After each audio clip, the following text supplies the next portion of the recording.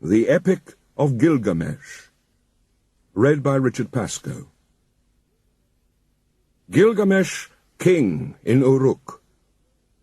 I will proclaim to the world the deeds of Gilgamesh. This was the man to whom all things were known. This was the king who knew the countries of the world. He was wise, he saw mysteries and knew secret things. He brought us a tale of the days before the flood. He went on a long journey, was weary, worn out with labor, and returning he rested. He engraved on a stone the whole story. When the gods created Gilgamesh, they gave him a perfect body. Shamash, the glorious sun, endowed him with beauty. Adad, the god of the storm, endowed him with courage. The great gods made his beauty perfect, surpassing all others, terrifying like a great wild bull.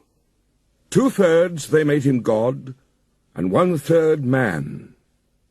In Uruk he built walls, a great rampart, and the temple of blessed Iana, for the god of the firmament, Anu, and for Ishtar, the goddess of love. Look at it still today. The outer wall, where the cornice runs, it shines with the brilliance of copper, and the inner wall, it has no equal. Touch the threshold. It is ancient. Approach Iana, the dwelling of Ishtar, our lady of love and war, the like of which no latter-day king, no man alive, can equal.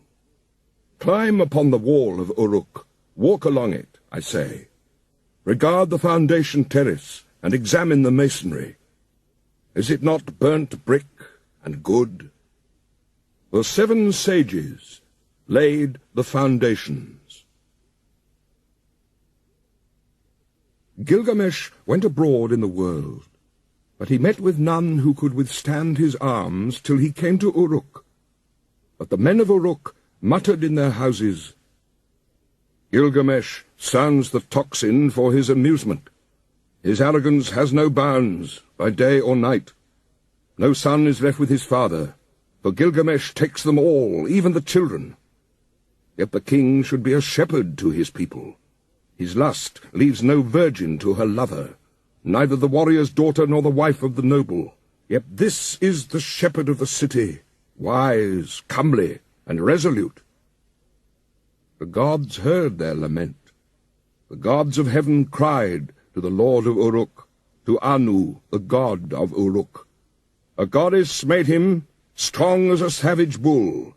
None can withstand his arms. No son is left with his father, for Gilgamesh takes them all. And is this the king, the shepherd of his people? His lust leaves no virgin to her lover, neither the warrior's daughter nor the wife of the noble. When Anu had heard their lamentation, the gods cried to Aruru, the goddess of creation, You made him, O Aruru, now create his equal. Let it be as like him as his own reflection, his second self, stormy heart for stormy heart. Let them contend together, and leave Uruk in quiet. So the goddess conceived an image in her mind, and it was of the stuff of Anu of the firmament. She dipped her hands in water, and pinched off clay. She let it fall in the wilderness, and noble Enkidu was created. There was virtue in him of the god of war, of Ninurta himself. His body was rough. He had long hair like a woman's. It waved like the hair of Nisaba, the goddess of corn.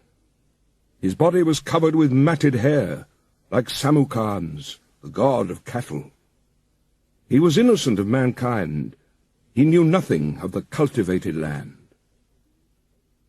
Enkidu ate grass in the hills with the gazelle, and lurked with wild beasts at the water-holes. He had joy of the water with the herds of wild game. But there was a trapper who met him one day face to face at the drinking-hole, for the wild game had entered his territory. On 3 days he met him face to face, and the trapper was frozen with fear. He went back to his house with the game that he had caught, and he was dumb, benumbed with terror. His face was altered like that of one who has made a long journey. With awe in his heart he spoke to his father, "Father, there is a man unlike any other, who comes down from the hills. He is the strongest in the world. He is like an immortal from heaven. He ranges over the hills with wild beasts and eats grass. He ranges through your land and comes down to the wells. I am afraid and dare not go near him. He fills in the pits which I dig and tears up my traps set for the game. He helps the beasts to escape, and now they slip through my fingers."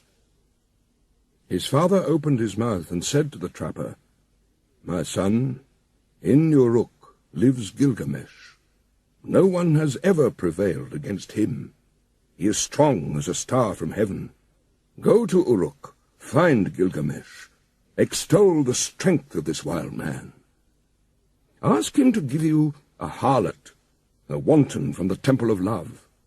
Return with her, and let her woman's power overpower this man. When next he comes down to drink at the wells, she will be there, stripped naked, and when he sees her beckoning, he will embrace her, and then the wild beasts will reject him." So the trapper set out on his journey to Uruk, and addressed himself to Gilgamesh, saying, "A man unlike any other is roaming now in the pastures. He is as strong as a star from heaven, and I am afraid to approach him. He helps the wild game to escape. He fills in my pits and pulls up my traps." Gilgamesh said, "Trapper, go back. Take with you a harlot, a child of pleasure. At the drinking hole she will strip, and when he sees her beckoning, he will embrace her, and the game of the wilderness will surely reject him." Now the trapper returned, taking the harlot with him. After a 3 days' journey, they came to the drinking hole, and there they sat down. The harlot and the trapper sat facing one another, and waited for the game to come. For the first day and for the second day, the two sat waiting. But on the third day the herds came. They came down to drink, and Enkidu was with them. The small wild creatures of the plains were glad of the water, and Enkidu with them, who ate grass with the gazelle, and was born in the hills. And she saw him, the savage man, come from far off in the hills. The trapper spoke to her. "There he is. Now, woman, make your breasts bare. Have no shame. Do not delay, but welcome his love. Let him see you naked. Let him possess your body. When he comes near, uncover yourself, and lie with him. Teach him, the savage man, your woman's art. For when he murmurs love to you, the wild beasts that shared his life in the hills will reject him." She was not ashamed to take him. She made herself naked and welcomed his eagerness.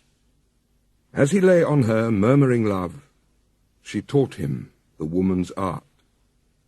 For 6 days and 7 nights they lay together, for Enkidu had forgotten his home in the hills. But when he was satisfied, he went back to the wild beasts. Then, when the gazelles saw him, they bolted away. When the wild creatures saw him, they fled. Enkidu would have followed, but his body was bound as though with a cord. His knees gave way when he started to run. His swiftness was gone. And now the wild creatures had all fled away. Enkidu was grown weak, for wisdom was in him, and the thoughts of a man were in his heart. So he returned, and sat down at the woman's feet, and listened intently to what she said. "You are wise, Enkidu, and now you have become like a god. Why do you want to run wild with the beasts of the hills? Come with me. I will take you to strong-walled Uruk, to the blessed temple of Ishtar, and of Anu, of love, and of heaven. There Gilgamesh lives, who is very strong, and like a wild bull he lords it over men. When she had spoken, Enkidu was pleased. He longed for a comrade, for one who would understand his heart. "Come, woman, and take me to that holy temple, to the house of Anu and of Ishtar, and to the place where Gilgamesh lords it over the people. I will challenge him boldly. I will cry out aloud in Uruk, 'I am the strongest here. I have come to change the old order. I am he who was born in the hills. I am he who is strongest of all.'" She said, "Let us go, and let him see your face. I know very well where Gilgamesh is in great Uruk. Oh, Enkidu, there all the people are dressed in their gorgeous robes. Every day is holiday. The young men and the girls are wonderful to see. How sweet they smell.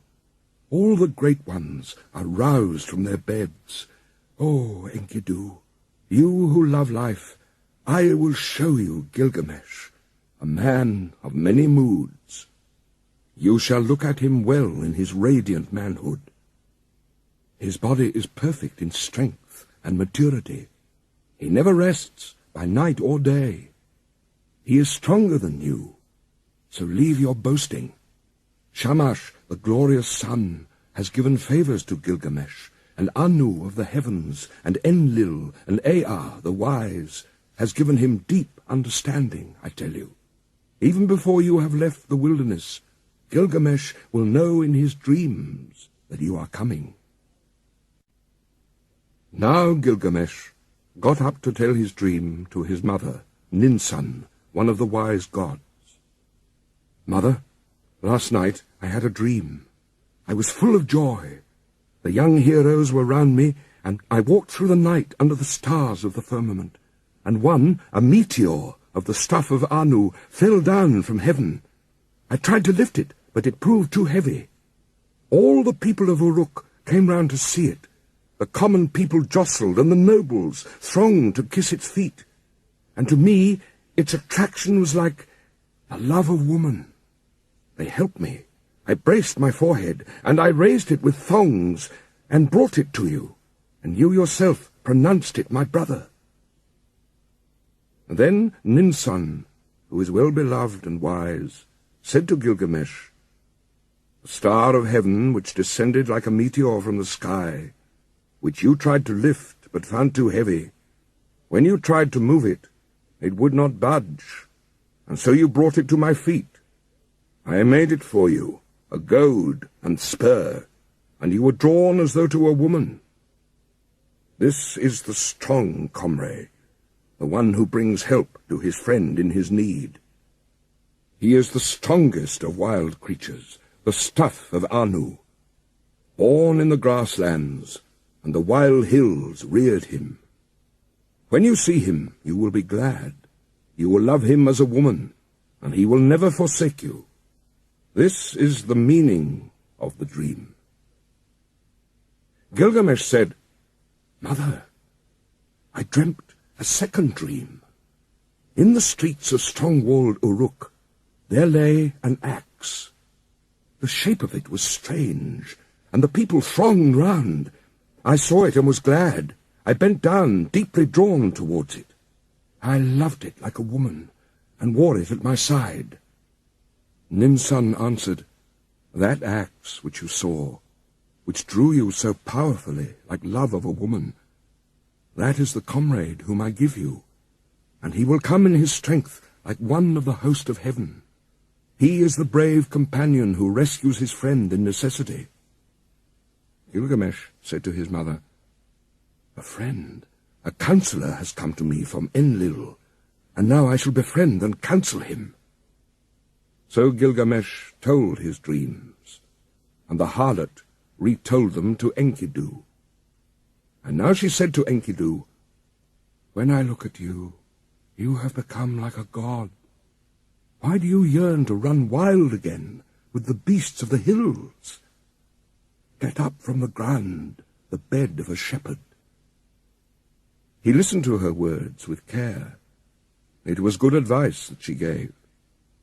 She divided her clothing in two, and with the one half she clothed him, and with the other herself, and holding his hand she led him like a child to the sheepfolds, into the shepherds' tents. There all the shepherds crowded round to see him.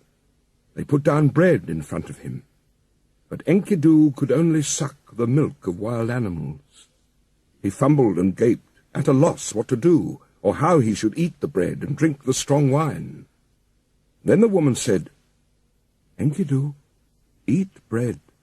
It is the staff of life. Drink the wine.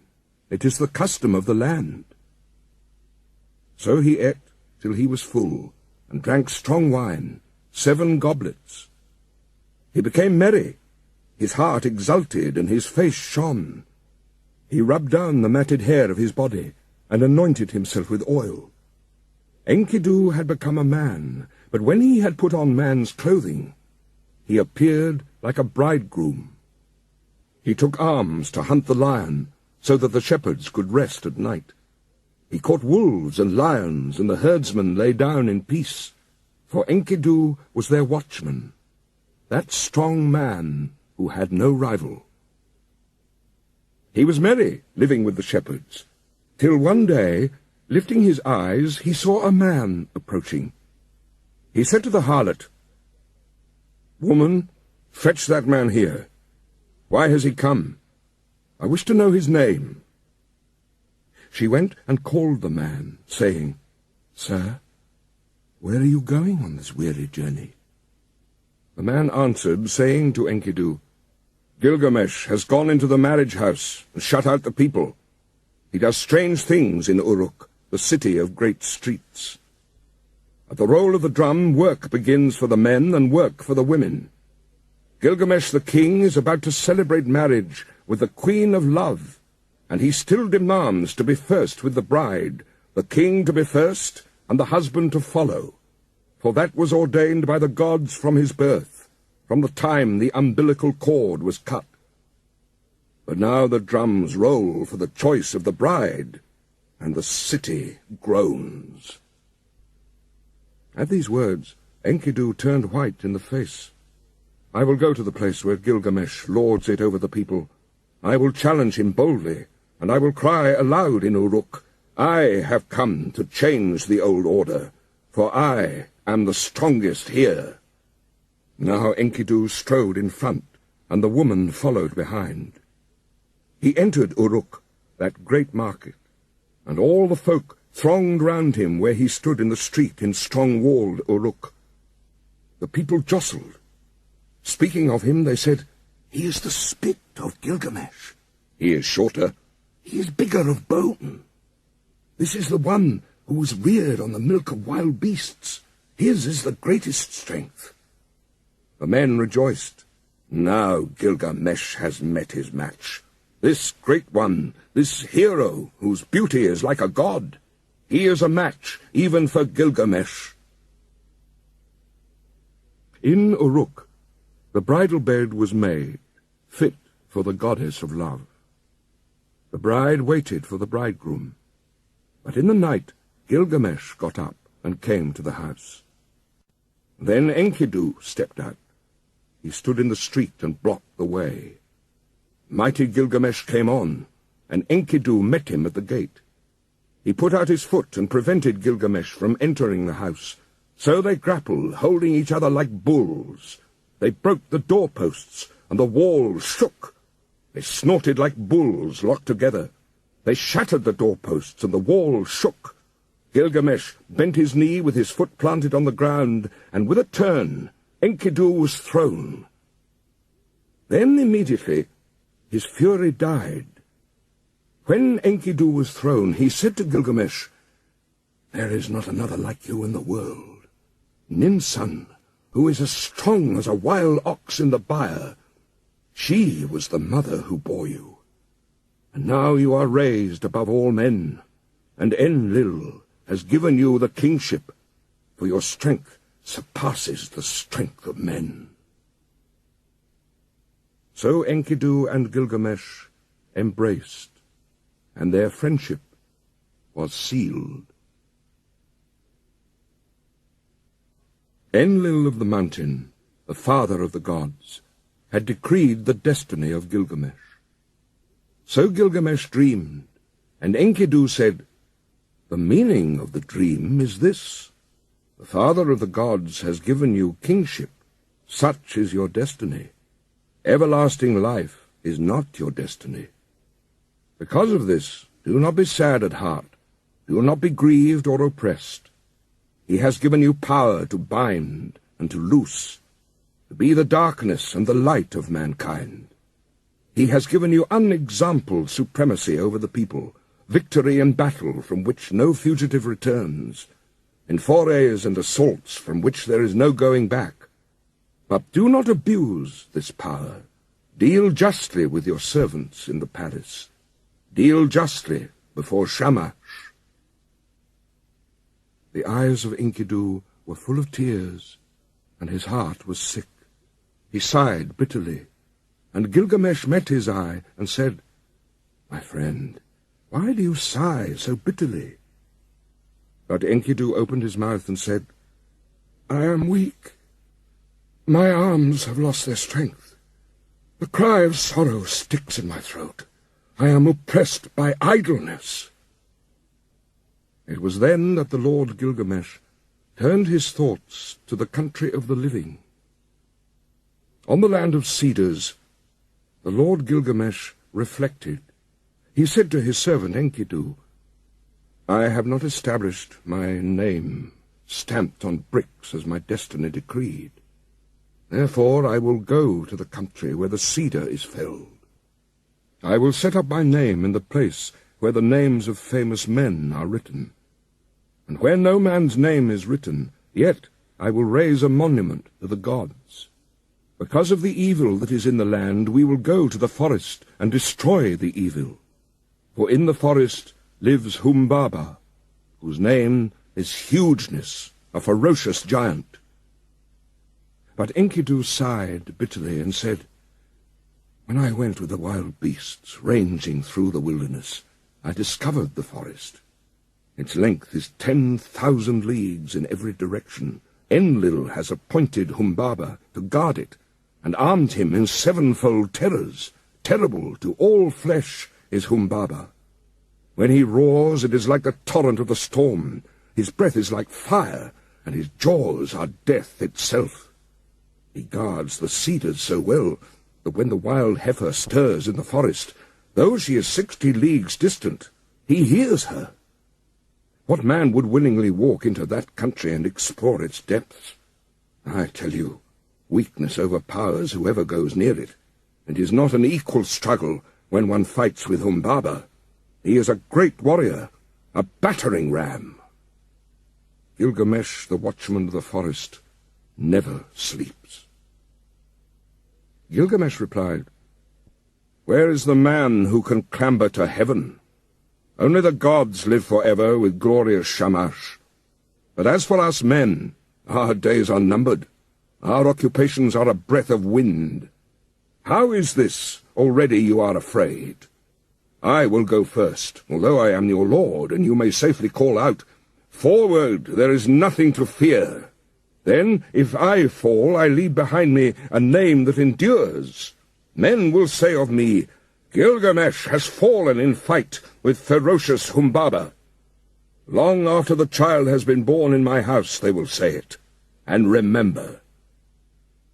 Enkidu spoke again to Gilgamesh, "O my lord, if you will enter that country, go first to the hero Shamash. Tell the sun god, for the land is his. The country where the cedar is cut belongs to Shamash." Gilgamesh took up a kid, white without spot, and a brown one with it. He held them against his breast, and he carried them into the presence of the sun. He took in his hand his silver scepter, and he said to glorious Shamash, "I am going to that country, O Shamash. I am going. My hands supplicate, so let it be well with my soul, and bring me back to the key of Uruk. Grant, I beseech, your protection, and let the omen be good." Glorious Shamash answered, "Gilgamesh, you are strong, but what is the country of the living to you?" O Shamash, hear me. Hear me. Shamash, let my voice be heard. Here in the city man dies, oppressed at heart. Man perishes with despair in his heart. I have looked over the wall, and I see the bodies floating on the river, and that will be my lot also. Indeed, I know it is so, for whoever is tallest among men cannot reach the heavens, and the greatest cannot encompass the earth. Therefore I would enter that country, because I have not established my name stamped on brick as my destiny decreed. I will go to the country where the cedar is cut. I will set up my name where the names of famous men are written, and where no man's name is written, I will raise a monument to the gods. The tears ran down his face, and he said, Alas, it is a long journey that I must take to the land of Humbaba. If this enterprise is not to be accomplished, why did you move me, Shamash, with the restless desire to perform it? How can I succeed if you will not succor me? If I die in that country, I will die without rancor. But if I return, I will make a glorious offering of gifts and of praise to Shamash. So Shamash accepted the sacrifice of his tears. Like the compassionate man, he showed him mercy. He appointed strong allies for Gilgamesh, sons of one mother, and stationed them in the mountain caves. The great winds he appointed, the north wind, the whirlwind, the storm and the icy wind, the tempest and the scorching wind, like vipers, like dragons, like a scorching fire, like a serpent that freezes the heart, a destroying flood and the lightning's fork, such were they. And Gilgamesh rejoiced. He went to the forge and said, I will give orders to the armourers. They shall cast us our weapons while we watch them. So they gave orders to the armourers, and the craftsmen sat down in conference. They went into the groves of the plain and cut willow and boxwood. They cast for them axes of 90 pounds, and great swords they cast, with blades of 60 pounds each one, with pommels and hilts of 30 pounds. They cast for Gilgamesh the axe, might of heroes, and the bow of Anshan. And Gilgamesh was armed, and Enkidu, and the weight of the arms they carried was 30 pounds. The people collected, and the councillors in the streets and in the marketplace of Uruk. They came through the gate of 7 bolts, and Gilgamesh spoke to them in the marketplace. I, Gilgamesh, go to see that creature of whom such things are spoken, the rumour of whose name fills the world. I will conquer him in his cedar wood, and show the strength of the sons of Uruk. All the world shall know of it. I am committed to this enterprise, to climb the mountain, to cut down the cedar, and leave behind me an enduring name. The councillors of Uruk, the great market, answered him, Gilgamesh, you are young. Your courage carries you too far. You cannot know what this enterprise means which you plan. We have heard that Humbaba is not like men who die. His weapons are such that none can stand against them. The forest stretches for 10,000 leagues in every direction. Who would willingly go down to explore its depths? As for Humbaba, when he roars, it is like the torrent of the storm. His breath is like fire, and his jaws are death itself. Why do you crave to do this thing, Gilgamesh? It is no equal struggle when one fights with Humbaba, that battering ram. When he heard these words of the councillors, Gilgamesh looked at his friend and laughed. How shall I answer them? Shall I say I am afraid of Humbaba? I will sit at home all the rest of my days? Then Gilgamesh opened his mouth again and said to Enkidu, My friend, Let us go to the great palace, to Egalma, and stand before Ninsun the queen. Ninsun is wise with deep knowledge. She will give us counsel for the road we must go." They took each other by the hand as they went to Egalma, and they went to Ninsun, the great queen. Gilgamesh approached. He entered the palace and spoke to Ninsun. "Ninsun, will you listen to me? I have a long journey to go, to the land of Humbaba. I must travel an unknown road and fight a strange battle. From the day I go until I return, till I reach the cedar forest and destroy the evil which Shamash abhors, pray for me to Shamash." Ninsun went into her room. She put on a dress becoming to her body. She put on jewels to make her breast beautiful.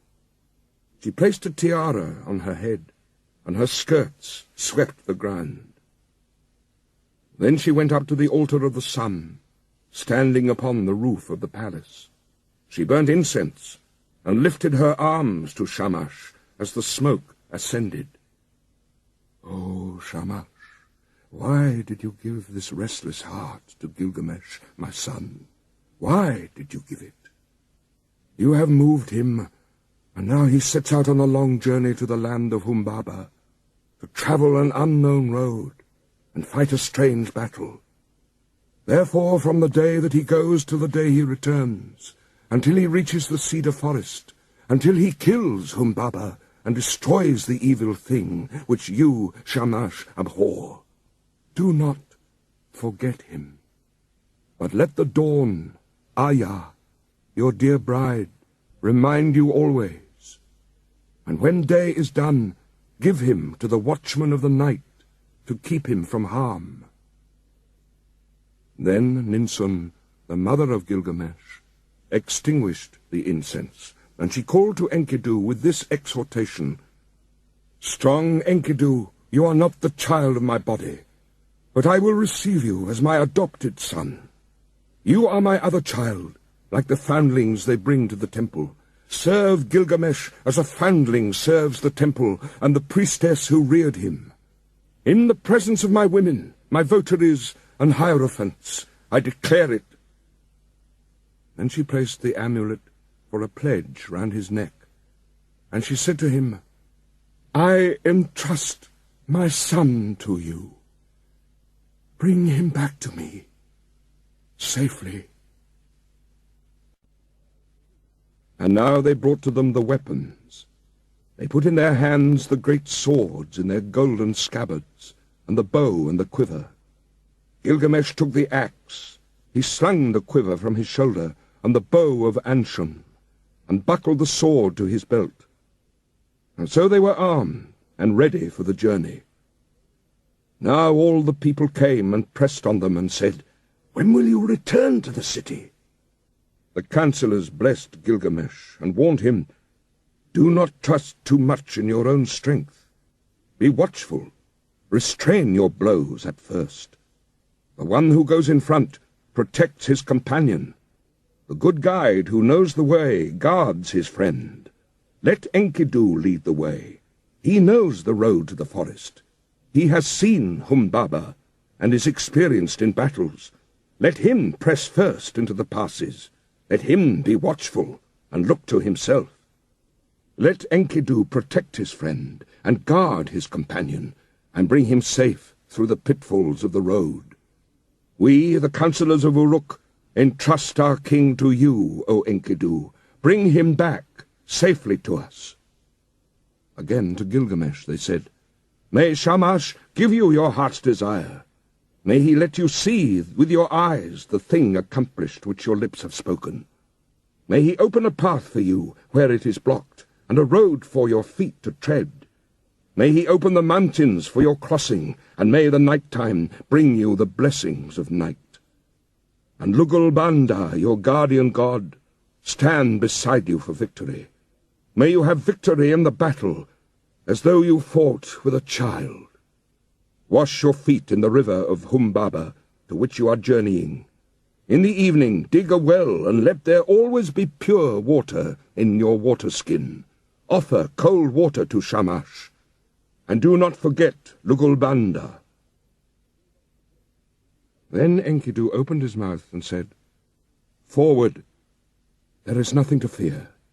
Follow me, for I know the place where Humbaba lives, and the paths where he walks. Let the councillors go back. Here is no cause for fear." When the councillors heard this, they sped the hero on his way. "Go, Gilgamesh! May your guardian god protect you on the road, and bring you safely back to the key of Uruk." After 20 leagues, they broke their fast. After another 30 leagues, they stopped for the night. 50 leagues they walked in one day. In 3 days they had walked as much as a journey of a month and 2 weeks. They crossed 7 mountains before they came to the gate of the forest. Then Enkidu called out to Gilgamesh, "Do not go down into the forest. When I opened the gate, my hand lost its strength." Gilgamesh answered him, "Dear friend, do not speak like a coward. Have we got the better of so many dangers and travelled so far to turn back at last? You who are tried in wars and battles, hold close to me now, and you will feel no fear of death. Keep beside me, and your weakness will pass. The trembling will leave your hand. Would my friend rather stay behind? No, we will go down together into the heart of the forest. Let your courage be roused by the battle to come. Forget death, and follow me, a man resolute in action, but one who is not foolhardy. When 2 go together, each will protect himself and shield his companion, and if they fall, they leave an enduring name." Together they went down into the forest, and they came to the green mountain. There they stood still. They were struck dumb. They stood still and gazed at the forest. They saw the height of the cedar. They saw the way into the forest and the track where Humbaba was used to walk. The way was broad and the going was good.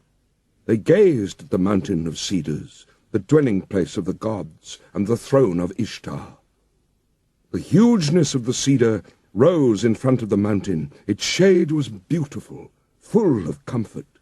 Mountain and glade were green with brushwood. There Gilgamesh dug a well before the setting sun. He went up the mountain and poured out fine meal on the ground and said, "O mountain dwelling of the gods, bring me a favourable dream." Then they took each other by the hand and lay down to sleep. And sleep that flows from the night lapped over them. Gilgamesh dreamed, and at midnight sleep left him, and he told his dream to his friend, "Enkidu, what was it that woke me, if you did not? My friend, I have dreamt a dream. Get up, look at the mountain precipice. Sleep that the gods sent me is broken. Oh, my friend, what a dream I have had! Terror and confusion. I seized hold of a wild bull in the wilderness. It bellowed and beat up the dust till the whole sky was dark. My arm was seized and my tongue bitten. I fell back on my knee, and then someone refreshed me with water from his water-skin. Enkidu said, "Dear friend, the god to whom we are travelling is no wild bull, though his form is mysterious. That wild bull which you saw is Shamash, the protector. In our moment of peril, he will take our hands. The one who gave water from his water-skin, that is your own god, who cares for your good name, your Lugulbanda. United with him, together we will accomplish a work, the fame of which will never die." Gilgamesh said, "I dreamed again. We stood in a deep gorge of the mountain, and beside it we two were like the smallest of swamp flies. And suddenly the mountain fell, It struck me and caught my feet from under me.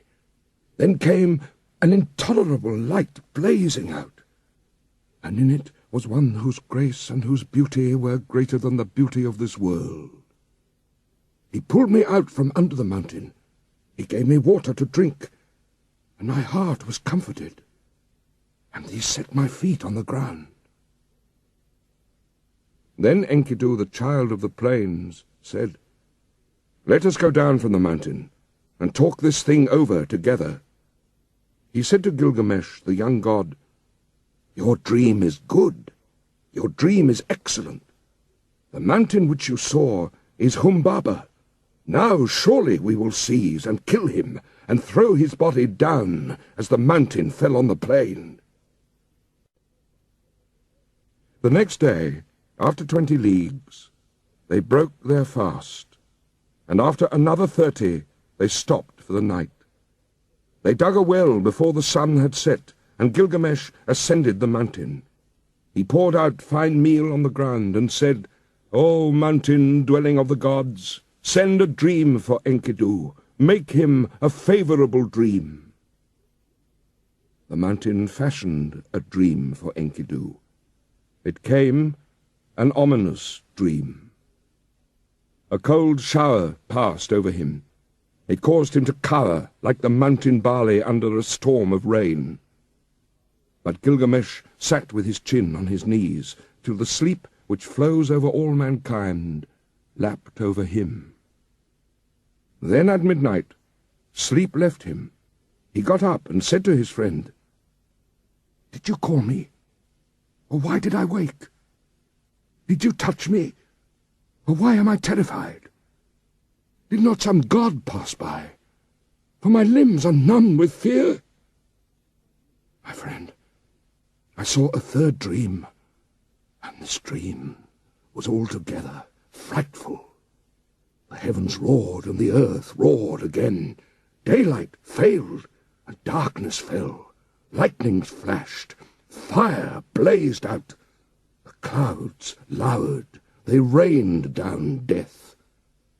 And then the brightness departed, the fire went out, and all was turned to ashes fallen about us. Let us go down from the mountain and talk this over, and consider what we should do." When they had come down from the mountain, Gilgamesh seized the axe in his hand. He felled the cedar. When Humbaba heard the noise far off, he was enraged. He cried out, "Who is this that has violated my woods, cut down my cedar?" But glorious Shamash called to them out of heaven, "Go forward, do not be afraid." But now Gilgamesh was overcome by weakness, for sleep had seized him suddenly. A profound sleep held him. He lay on the ground, stretched out, speechless, as though in a dream. When Enkidu touched him, he did not rise. When he spoke to him, he did not reply. "O Gilgamesh, lord of the plain of Kulab, the world grows dark. The shadows have spread over it. Now is the glimmer of dusk. Shamash has departed. His bright head is quenched in the bosom of his mother Ningal. O Gilgamesh, how long will you lie like this, asleep? Never let the mother who gave you birth be forced in mourning into the city square." At length Gilgamesh heard him. He put on his breastplate. The voice of heroes, of 30 shekels weight. He put it on as though it had been a light garment that he carried, and it covered him altogether. He straddled the earth like a bull that snuffs the ground, and his teeth were clenched. "By the life of my mother Ninsun, who gave me birth, and by the life of my father, divine Lugulbanda, let me live to be the wonder of my mother, as when she nursed me on her lap."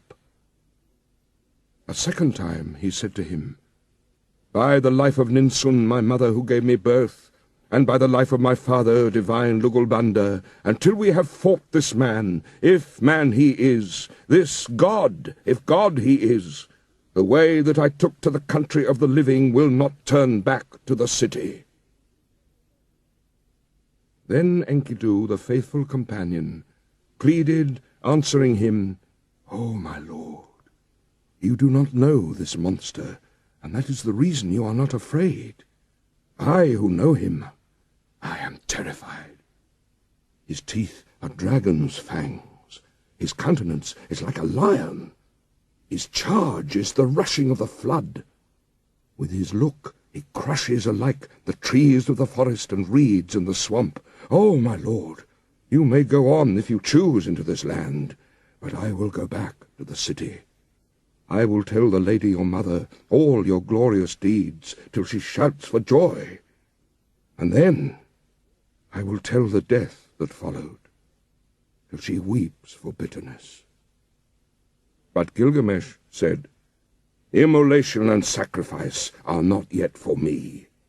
The boat of the dead shall not go down, nor the 3-ply cloth be cut for my shrouding. Not yet will my people be desolate, nor the pyre be lit in my house, and my dwelling burnt on the fire. Today give me your aid, and you shall have mine. What then can go amiss with us two? All living creatures born of the flesh shall sit at last in the boat of the west, and when it sinks, when the boat of Madgilum sinks, they are gone. But we shall go forward and fix our eyes on this monster. If your heart is fearful, throw away fear. If there is terror in it, throw away terror. Take your axe in your hand and attack. He who leaves the fight unfinished is not at peace."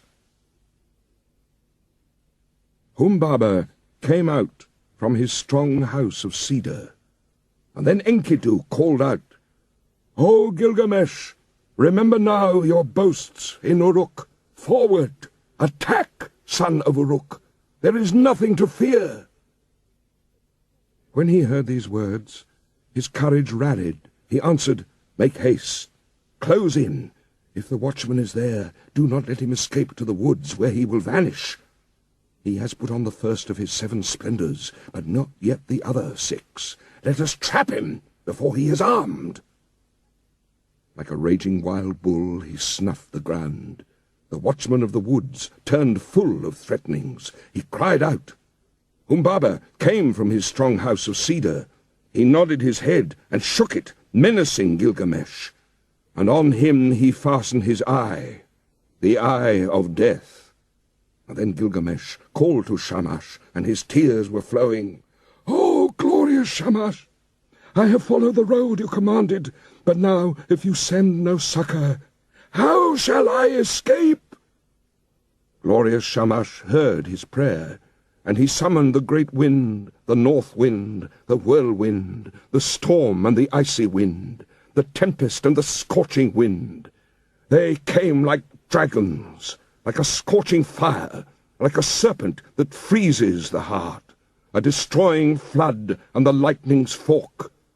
The 8 winds rose up against Humbaba. They beat against his eyes. He was gripped, unable to go forward or back. Gilgamesh shouted, "By the life of Ninsun, my mother, and divine Lugalbanda, my father, in the country of the living, in this land I have discovered your dwelling. My weak arms and my small weapons I have brought to this land against you, and now I will enter your house." So he felled the first cedar, and they cut the branches and laid them at the foot of the mountain. At the first stroke Humbaba blazed out, but still they advanced. They felled 7 cedars and cut and bound the branches and laid them at the foot of the mountain, and 7 times Humbaba loosed his glory on them. As the 7th blaze died out, they reached his lair. He slapped his thigh in scorn. He approached like a noble wild bull roped on the mountain, a warrior whose elbows are bound together. The tears started to his eyes, and he was pale. "Gilgamesh, let me speak. I have never known a mother, no, nor a father who reared me. I was born of the mountain. He reared me, and Enlil made me the keeper of this forest. Let me go free, Gilgamesh, and I will be your servant. You shall be my lord. All the trees of the forest that I tended on the mountain shall be yours. I will cut them down and build you a palace." He took him by the hand and led him to his house, so that the heart of Gilgamesh was moved with compassion.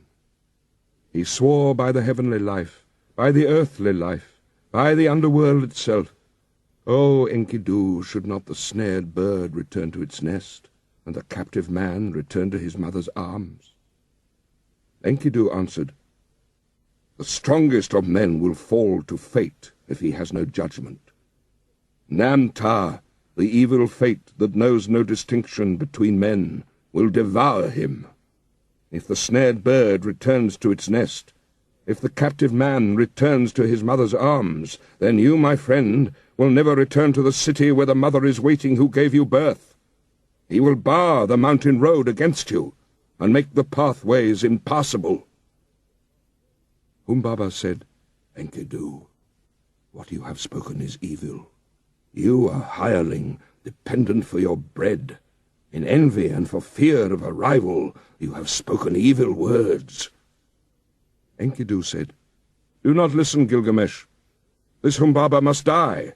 Kill Humbaba first, and his servants after." But Gilgamesh said, "If we touch him, the blaze and the glory of light will be put out in confusion. The glory and glamour will vanish. Its rays will be quenched." Enkidu said to Gilgamesh, "Not so, my friend. First entrap the bird, and where shall the chicks run then? Afterwards we can search out the glory and the glamour, when the chicks run distracted through the grass." Gilgamesh listened to the word of his companion. He took the axe in his hand, he drew the sword from his belt, and he struck Humbaba with a thrust of the sword to the neck, and Enkidu, his comrade, struck the second blow. At the third blow, Humbaba fell. Then there followed confusion, for this was the guardian of the forest whom they had felled to the ground. For as far as 2 leagues the cedars shivered when Enkidu felled the watcher of the forest, he at whose voice Hermon and Lebanon used to tremble. Now the mountains were moved, and all the hills, for the guardian of the forest was killed. They attacked the cedars, the 7 splendours of Humbaba were extinguished. So they pressed on into the forest, bearing the sword of 8 talents. They uncovered the sacred dwellings of the Anunnaki, and while Gilgamesh felled the first of the trees of the forest, Enkidu cleared their roots as far as the banks of Euphrates. They set Humbaba before the gods, before Enlil. They kissed the ground, and dropped the shroud, and set the head before him. When he saw the head of Humbaba, Enlil raged at them. "Why did you do this thing? From henceforth may the fire be on your faces. May it eat the bread that you eat. May it drink where you drink." Then Enlil took again the blaze and the 7 splendours that had been Humbaba's. He gave the first to the river, and he gave to the lion, to the stone of execration, to the mountain, and to the dreaded daughter of the queen of hell. O Gilgamesh, king and conqueror of the dreadful blaze, wild bull who plunders the mountain, who crosses the sea, glory to him. And from the brave the greater glory is Enki's. Gilgamesh washed out his long locks and cleaned his weapons. He flung back his hair from his shoulders. He threw off his stained clothes and changed them for new. He put on his royal robes and made them fast. When Gilgamesh had put on the crown, glorious Ishtar lifted her eyes, seeing the beauty of Gilgamesh. She said, "Come to me, Gilgamesh, and be my bridegroom. Grant me seed of your body. Let me be your bride, and you shall be my husband. I will harness for you a chariot of lapis lazuli and of gold, with wheels of gold and horns of copper. And you shall have mighty demons of the storm for draught mules. When you enter our house in the fragrance of cedar wood, threshold and throne will kiss your feet. Kings, rulers, and princes will bow down before you. They shall bring you tribute from the mountains and the plain. Your ewes shall drop twins, and your goats triplets. Your pack-ass shall outrun mules. Your oxen shall have no rivals. Your chariot horses shall be famous far off for their swiftness. Gilgamesh opened his mouth and answered glorious Ishtar, "If I take you in marriage, what gifts can I give in return? What ointments and clothing for your body? I would gladly give you bread, and all sorts of food fit for a god.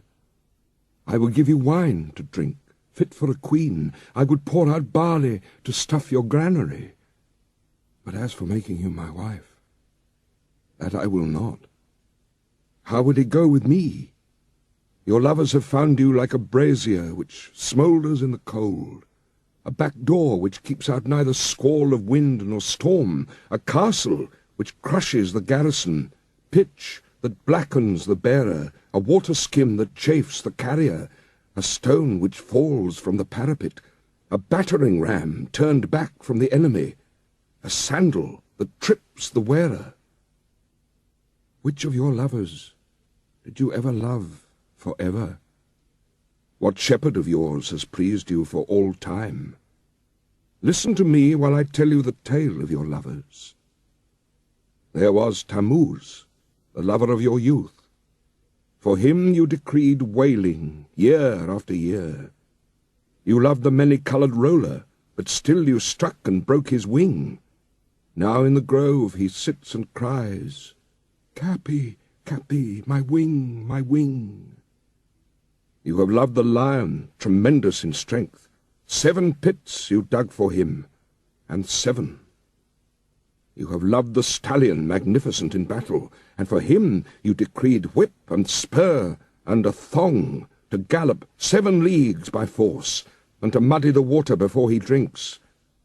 And for his mother, Silili, lamentations. You have loved the shepherd of the flock.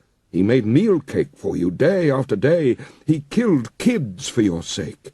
You struck and turned him into a wolf. Now his own herd boys chase him away. His own hounds worry his flanks. And did you not love Ishulanu, the gardener of your father's palm grove? He brought you baskets filled with dates without end. Every day he loaded your table. Then you turned your eyes on him and said, "Dearest Ishulanu, come here to me. Let us enjoy your manhood. Come forward and take me. I am yours." Ishulanu answered, "What are you asking from me? My mother has baked, and I have eaten. Why should I come to such as you for food that is tainted and rotten?" For when was a screen of rushes sufficient protection from frosts? But when you had heard his answer, you struck him. He was changed to a blind mole deep in the earth, one whose desire is always beyond his reach. And if you and I should be lovers, should not I be served in the same fashion as all these others whom you loved once? When Ishtar heard this, she fell into a bitter rage. She went up to high heaven. Her tears poured down in front of her father Anu, and Antum, her mother. She said, "My father, Gilgamesh, has heaped insults on me. He has told over all my abominable behavior, my foul and hideous acts." Anu opened his mouth and said, "Are you a father of gods? Did not you quarrel with Gilgamesh, the king, so now he has related your abominable behavior, your foul and hideous acts?" Ishtar opened her mouth and said again, "My father, Give me the bull of heaven to destroy Gilgamesh. Fill Gilgamesh, I say, with arrogance to his destruction. But if you refuse to give me the bull of heaven, I will break in the doors of hell and smash the bolts. There will be confusion of people, those above with those from the lower depths. I shall bring up the dead to eat food like the living, and the hosts of dead will outnumber the living. Anu said to great Ishtar, If I do what you desire, there will be 7 years of drought throughout Uruk, when corn will be seedless husks.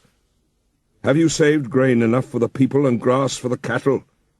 Ishtar replied, I have saved grain for the people, grass for the cattle. For 7 years of seedless husks there is grain and there is grass enough. When Anu heard what Ishtar had said, he gave her the bull of heaven to lead by the halter down to Uruk. When they reached the gates of Uruk, the bull went to the river. With his first snort, cracks opened in the earth, and 100 young men fell down to death. With his second snort, cracks opened, and 200 fell down to death. With his third snort, cracks opened. Enkidu doubled over but instantly recovered. He dodged aside and leapt on the bull and seized it by the horns. The bull of heaven foamed in his face. It brushed him with the thick of its tail. Enkidu cried to Gilgamesh, My friend, we boasted that we should leave enduring names behind us. Now thrust in your sword between the nape and the horns. So Gilgamesh followed the bull. He seized the thick of its tail. He thrust the sword between the nape and the horns and slew the bull. When they had killed the bull of heaven, they cut out its heart and gave it to Shamash. And the brothers rested. But Ishtar rose up and mounted the great wall of Uruk. She sprang onto the tower and uttered a curse. Woe to Gilgamesh, for he has scorned me in killing the bull of heaven. When Enkidu heard these words, he tore out the bull's right thigh and tossed it in her face, saying, If I could lay my hands on you, it is this I should do to you, and lash the entrails to your side. Then Ishtar called together her people, the dancing and singing girls, the prostitutes of the temple, the courtesans. Over the thigh of the bull of heaven she set up lamentation. But Gilgamesh called the smiths and the armourers, all of them together. They admired the immensity of the horns. They were plated with lapis lazuli, 2 fingers thick. They were 30 pounds each in weight, and their capacity in oil was 6 measures, which he gave to his guardian god, Lagulbanda. But he carried the horns into the palace and hung them on the wall. Then they washed their hands in Euphrates. They embraced each other and went away. They drove through the streets of Uruk, where the heroes were gathered to see them, and Gilgamesh called to the singing girls, Who is the most glorious of the heroes? Who is most eminent among men? Gilgamesh is the most glorious of heroes. Gilgamesh is most eminent among men. And now there was feasting and celebrations and joy in the palace, till the heroes lay down, saying, Now we will rest for the night. When the daylight came, Enkidu got up and cried to Gilgamesh, Oh, my brother, such a dream I had last night. Anu, Enlil, Ea, and heavenly Shamash took counsel together, and Anu said to Enlil, Because they have killed the bull of heaven, and because they have killed Humbaba, who guarded the cedar mountain, one of the 2 must die. And then glorious Shamash answered the hero Enlil, It was by your command they killed the bull of heaven, and killed Humbaba, and must Enkidu die, although innocent? Enlil flung round in rage at glorious Shamash. You dare to say this? You who went about with them every day like one of themselves? So Enkidu lay stretched out before Gilgamesh. His tears ran down in streams, and he said to Gilgamesh, Oh, my brother, so dear as you are to me, brother, yet they will take me from you." Again he said, "I must sit down on the threshold of the dead, and never again will I see my dear brother with my eyes." While Enkidu lay alone in his sickness, he cursed the gate as though it was living flesh. "You there, wood of the gate, dull and insensible, witless! I searched for you over 20 leagues until I saw the towering cedar. There is no wood like you in our land, 72 cubits high and 24 wide. The pivot and the ferrule and the jambs are perfect. A master craftsman from Nippur has made you. But oh, if I had known the conclusion, if I had known that this was all the good that would come of it, I would have raised the axe and split you into little pieces, and set up here a gate of wattle instead. Ah, if only some future king had brought you here, or some god had fashioned you. Let him obliterate my name and write his own, and the curse fall on him instead of on Enkidu." With the first brightening of dawn, Enkidu raised his head and wept before the sun god. In the brilliance of the sunlight, his tears streamed down. "Sun god, I beseech you, about that vile trapper, that trapper of nothing, because of whom I was to catch less than my comrade. Let him catch least. Make his game scarce. Make him feeble, taking the smaller of every share. Let his quarry escape from his nets." When he had cursed the trapper to his heart's content, he turned on the harlot. He was roused to curse her also. "As for you, woman, with a great curse I curse you. I will promise you a destiny to all eternity. My curse shall come on you soon and sudden. You shall be without a roof for your commerce, or you shall not keep house with other girls in the tavern, but do your business in places fouled by the vomit of the drunkard. Your hire will be potter's earth. Your thievings will be flung into the hovel. You will sit at the crossroads in the dust of the potter's quarter. You will make your bed on the dunghill at night, and by day take your stand in the wall shadow. Brambles and thorns will tear your feet. The drunk and the dry will strike your cheek, and your mouth will ache.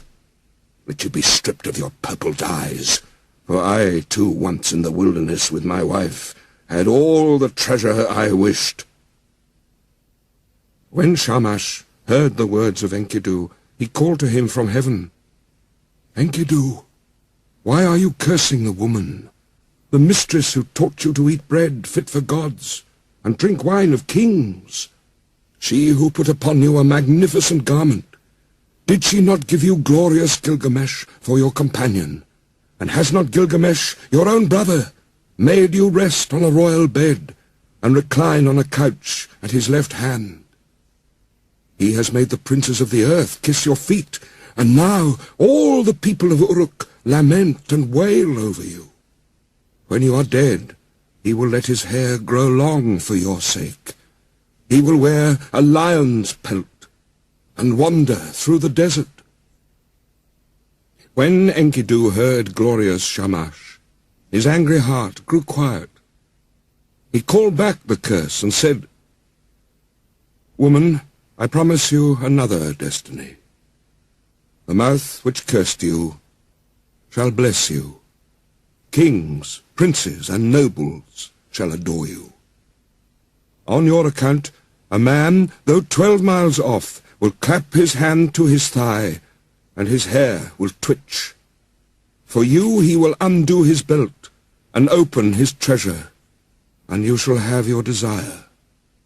Lapis lazuli, gold, and carnelian from the heap in the treasury.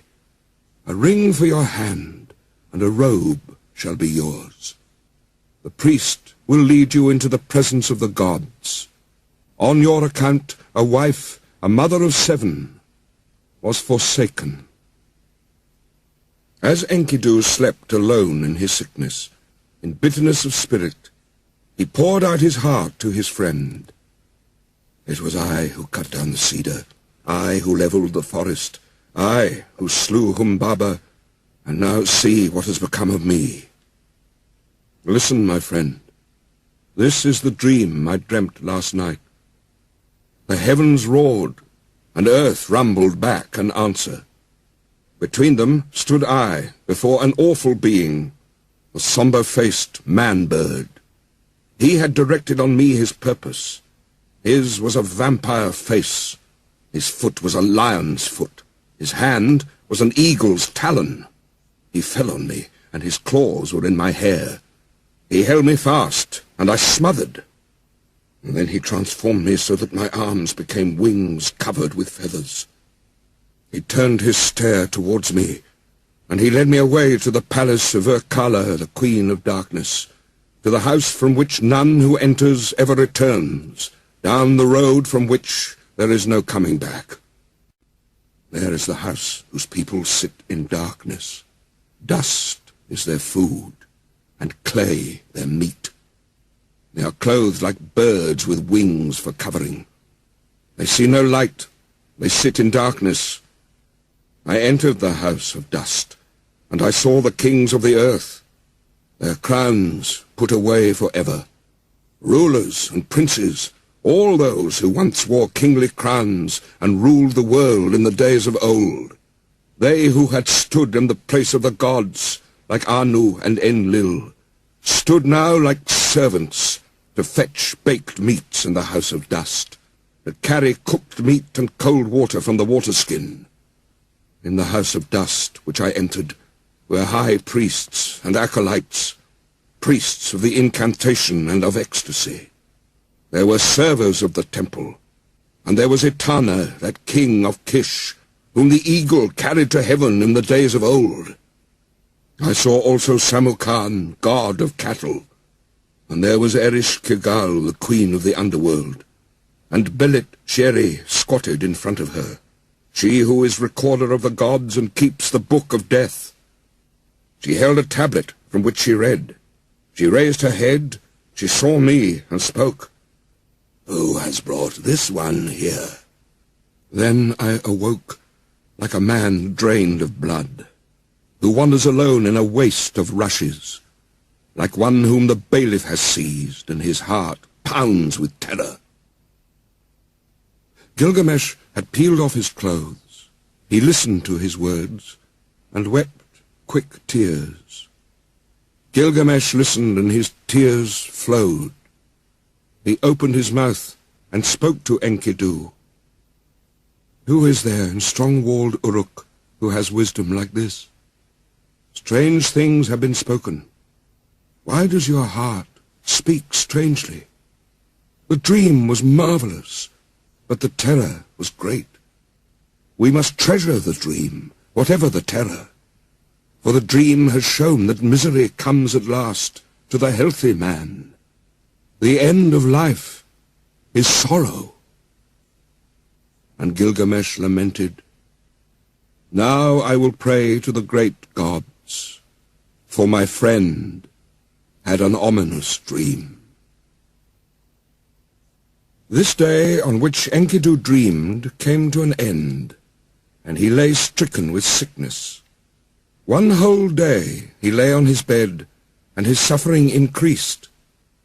He said to Gilgamesh, the friend on whose account he had left the wilderness, "Once I ran for you, for the water of life, and I now have nothing." A second day he lay on his bed, and Gilgamesh watched over him, but the sickness increased.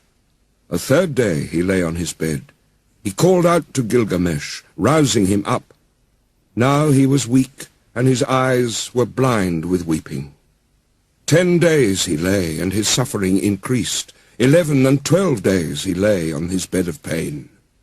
Then he called to Gilgamesh, "My friend, the great goddess cursed me, and I must die in shame. I shall not die like a man fallen in battle. I feared to fall, but happy is the man who falls in the battle. for I must die in shame." And Gilgamesh wept over Enkidu. With the first light of dawn, he raised his voice and said to the councillors of Uruk, "Hear me, great ones of Uruk.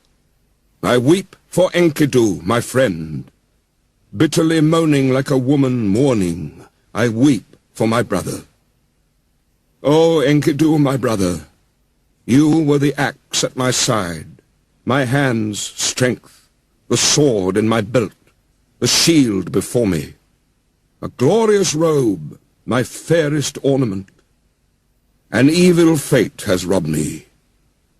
The wild ass and the gazelle that were father and mother, all long-tailed creatures that nourished you, weep for you. All the wild things of the plain and pastures, the paths that you loved in the forest of cedars, night and day murmur. Let the great ones of strong-walled Uruk weep for you. Let the finger of blessing be stretched out in mourning. Enkidu, young brother, hark, there is an echo through all the country, like a mother mourning. Weep all the paths where we walked together, and the beasts we hunted, the bear and hyena, tiger and panther, leopard and lion, the stag and the ibex, the bull and the doe, the river along whose banks we used to walk, weeps for you. Ulla of Elam and dear Euphrates, where once we drew water for the waterskins, the mountain we climbed, where we slew the watchman, weeps for you. The warriors of strong-walled Uruk, where the bull of heaven was killed, weep for you. All the people of Eridu weep for you, Enkidu. Those who brought grain for your eating mourn for you now. Who rubbed oil on your back mourn for you now. Who poured beer for your drinking mourn for you now. The harlot who anointed you with fragrant ointment laments for you now. The women of the palace who brought you a wife, a chosen ring of good advice, lament for you now. And the young men, your brothers, as though they were women, go long-haired in mourning. What is this sleep which holds you now? You are lost in the dark and cannot hear me. He touched his heart, but it did not beat, nor did he lift his eyes again. When Gilgamesh touched his heart, it did not beat. So Gilgamesh laid a veil as one veils the bride over his friend. He began to rage like a lion, like a lioness robbed of her whelps. This way and that he paced round the bed. He tore out his hair and strewed it around. He dragged off his splendid robes and flung them down as though they were abominations. In the first light of dawn, Gilgamesh cried out, "I made you rest on a royal bed. You reclined on a couch at my left hand. The princes of the earth kissed your feet. I will cause all the people of Uruk to weep over you, and raise the dirge of the dead. The joyful people will stoop with sorrow, and when you have gone to the earth, I will let my hair grow long for your sake. I will wander through the wilderness in the skin of a lion." The next day also, in the first light, Gilgamesh lamented. 7 days and 7 nights he wept for Enkidu, until the worm fastened on him. Only then he gave him up to the earth, for the Anunnaki, the judges, had seized him. Then Gilgamesh issued a proclamation through the land. He summoned them all, the coppersmiths, the goldsmiths, the stoneworkers, and commanded them, "Make a statue of my friend." The statue was fashioned with a great weight of lapis lazuli for the breast and of gold for the body. A table of hard wood was set out, and on it a bowl of carnelian filled with honey, and a bowl of lapis lazuli filled with butter.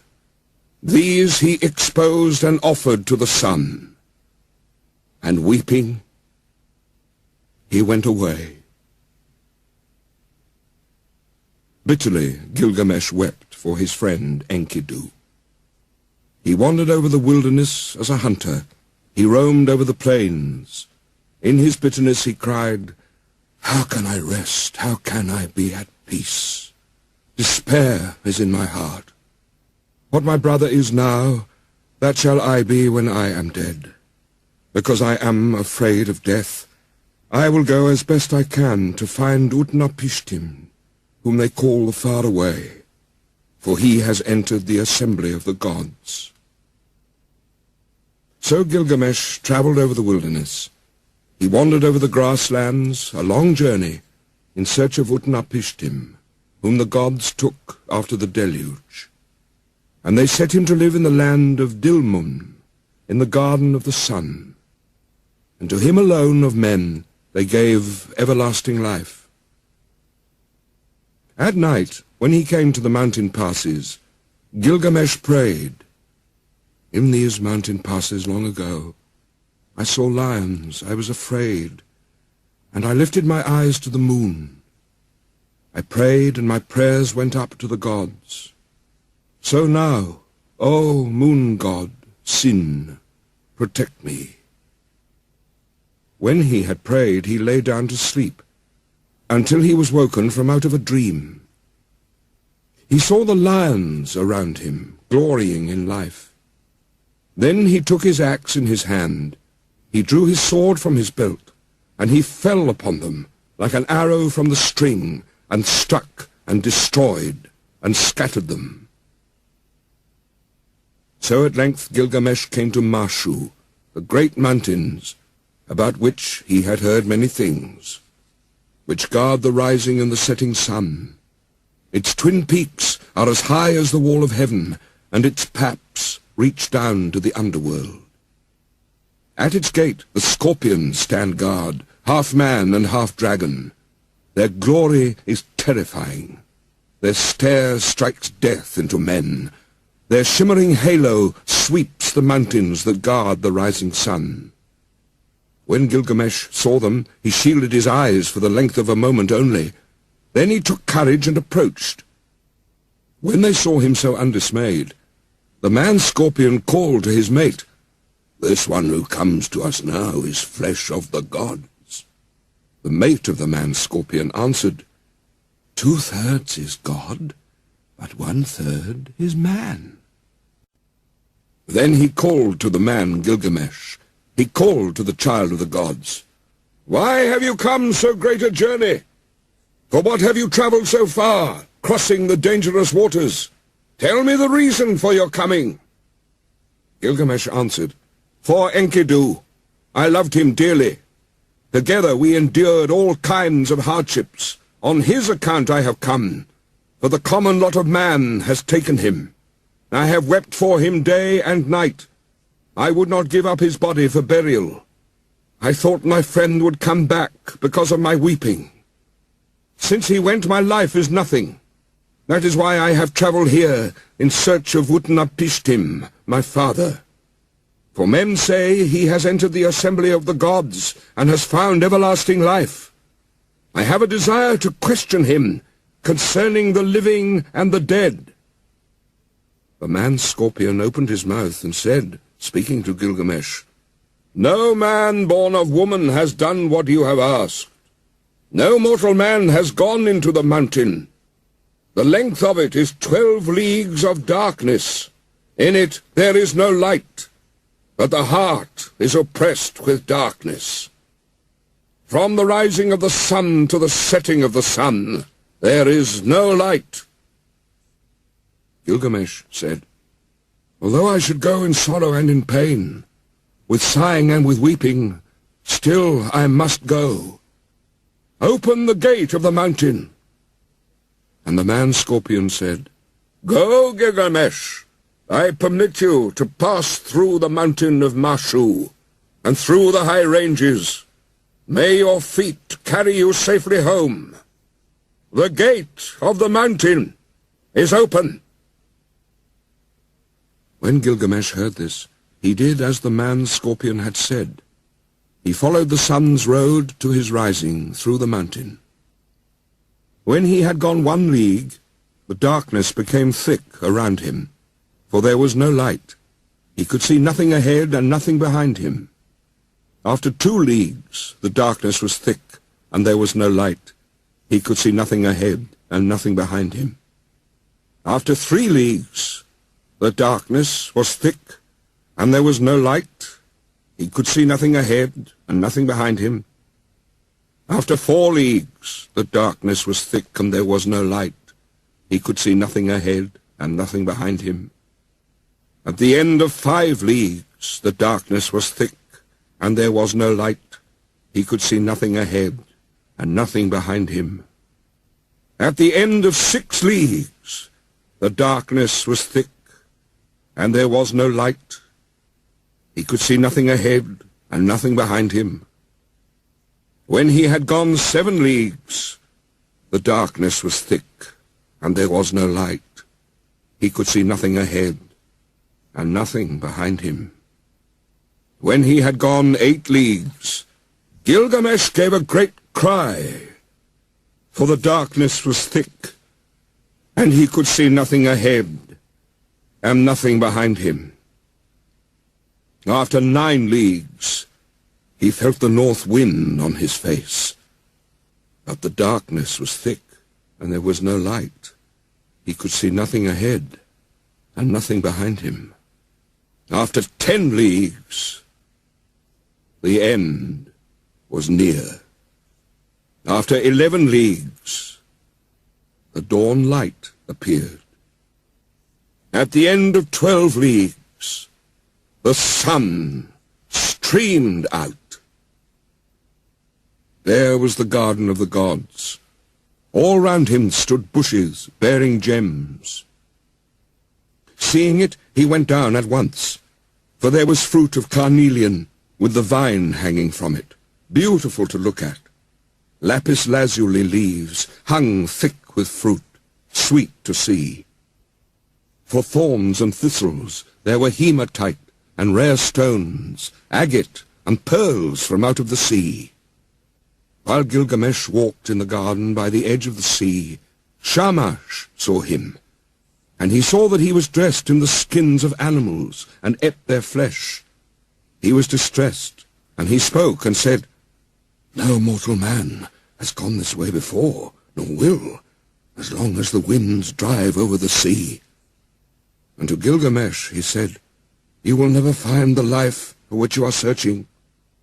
Gilgamesh said to glorious Shamash, "Now that I have toiled and strayed so far over the wilderness, am I to sleep and let the earth cover my head forever?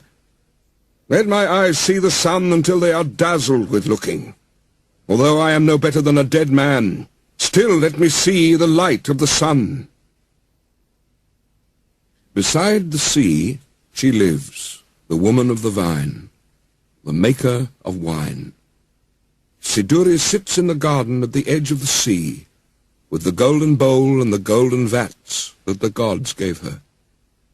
She is covered with a veil, and where she sits she sees Gilgamesh coming towards her, wearing skins, the flesh of the gods in his body, but despair in his heart, and his face like the face of one who has made a long journey.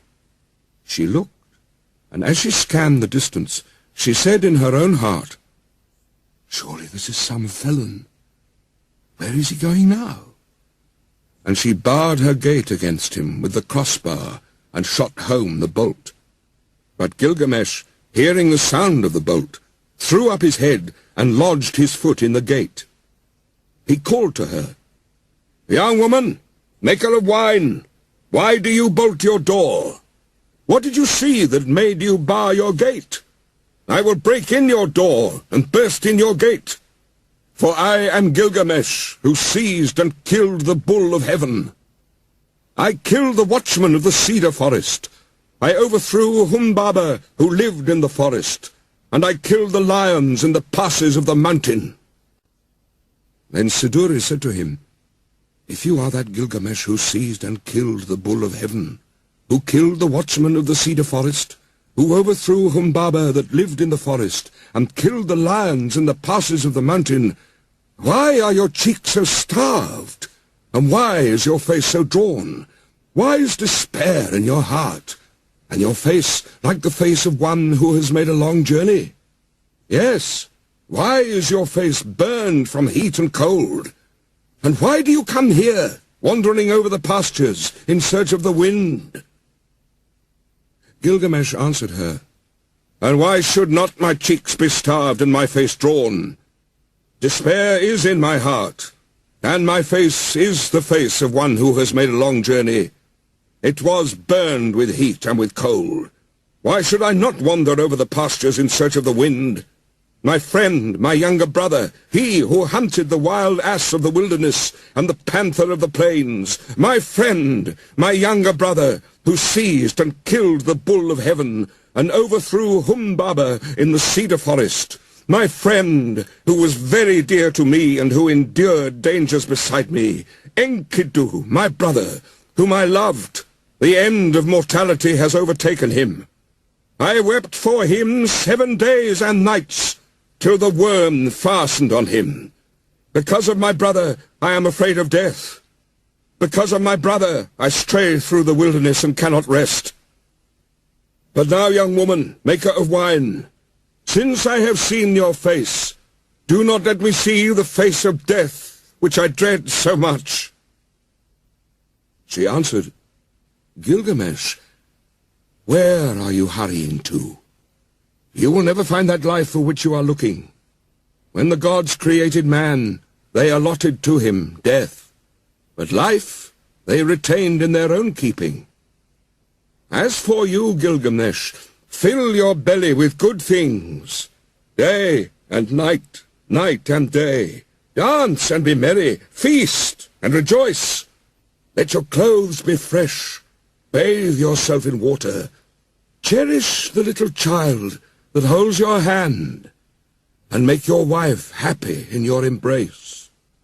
For this, too, is the lot of man. But Gilgamesh said to Siduri, the young woman, How can I be silent? How can I rest when Enkidu, whom I love, is dust? And I too shall die and be laid in the earth. You live by the seashore and look into the heart of it. Young woman, tell me now, which is the way to Utnapishtim, the son of Tutu? What directions are there for the passage? Give me, give me directions. I will cross the ocean, if it is possible. If it is not, I will wander still farther in the wilderness. The winemaker said to him, Gilgamesh, there is no crossing the ocean. Whoever has come since the days of old has not been able to pass that sea.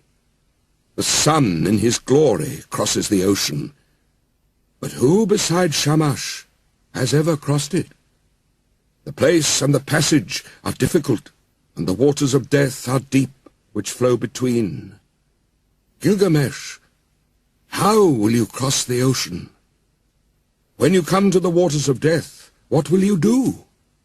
But Gilgamesh, down in the woods you will find Urshonabi, the ferryman of Utnapishtim.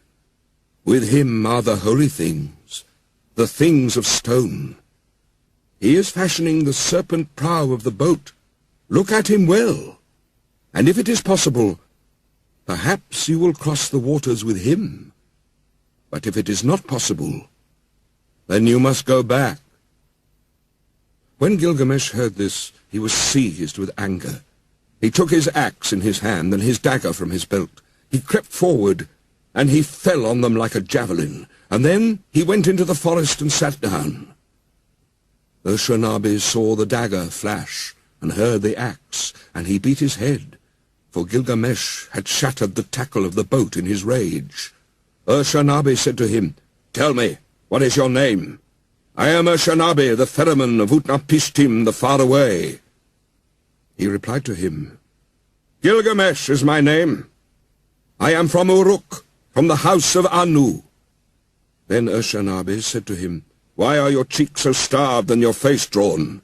Why is despair in your heart and your face like the face of one who has made a long journey? Yes, why is your face burned with heat and with cold?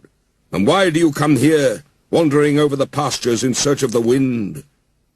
Gilgamesh said to him, "Why should not my cheeks be starved and my face drawn? Despair is in my heart, and my face is the face of one who has made a long journey. I was burned with heat and with cold. Why should I not wander over the pastures? My friend, my younger brother, was seized and killed the bull of heaven, and overthrew Humbaba in the cedar forest. My friend, who was very dear to me, and who endured dangers beside me. Enkidu, my brother whom I loved, the end of mortality has overtaken him. I wept for him 7 days and nights, till the worm fastened on him. Because of my brother, I am afraid of death. Because of my brother, I stray through the wilderness. His fate lies heavy upon me. How can I be silent? How can I rest? He is dust, and I too shall die, and be laid in the earth forever. I am afraid of death. Therefore, Ur-Shanabi, tell me, which is the road to Utnapishtim? If it is possible, I will cross the waters of death. If not, I will wander still farther through the wilderness." Ur-Shanabi said to him, "Gilgamesh, your own hands have prevented you from crossing the ocean. When you destroyed the tackle of the boat, you destroyed its safety." Then the two of them talked it over, and Gilgamesh said, "Why are you so angry with me, Ur-Shanabi? For you yourself cross the sea by day and night. At all seasons you cross it." "Gilgamesh, those things you destroyed, their property is to carry me over the water, to prevent the waters of death from touching me. It was for this reason that I preserved them, but you have destroyed them, and the Urnu snakes with them. But now go into the forest, Gilgamesh. With your axe, cut poles 120, cut them 60 cubits long, paint them with bitumen, set on them ferrules, and bring them back." When Gilgamesh heard this, he went into the forest. He cut poles 120. He cut them 60 cubits long. He painted them with bitumen. He set on them ferrules, and he brought them to Ur-Shanabi. Then they boarded the boat, Gilgamesh and Ur-Shanabi together, launching it out on the waves of ocean. For 3 days they ran on, as it were a journey of a month and 15 days, and at last Ur-Shanabi brought the boat to the waters of death. Then Ur-Shanabi said to Gilgamesh, "Press on, take a pole and thrust it in, but do not let your hands touch the waters. Gilgamesh, take a second pole, take a third, take a fourth pole. Now, Gilgamesh, take a fifth, take a sixth, and seventh pole. Gilgamesh, take an eighth, and ninth, a 10th pole. Gilgamesh, take an 11th, take a 12th pole." After 120 thrusts, Gilgamesh had used the last pole. Then he stripped himself. He held up his arms for a mast, and his covering for a sail. So Ur-Shanabi the ferryman brought Gilgamesh to Utnapishtim, whom they call the Faraway, who lives in Dilmun, at the place of the sun's transit, eastward of the mountain. To him alone of men the gods had given everlasting life. Now Utnapishtim, where he lay at ease, looked into the distance, and he said in his heart, musing to himself, Why does the boat sail here, without tackle and mast? Why are the sacred stones destroyed? And why does the master not sail the boat?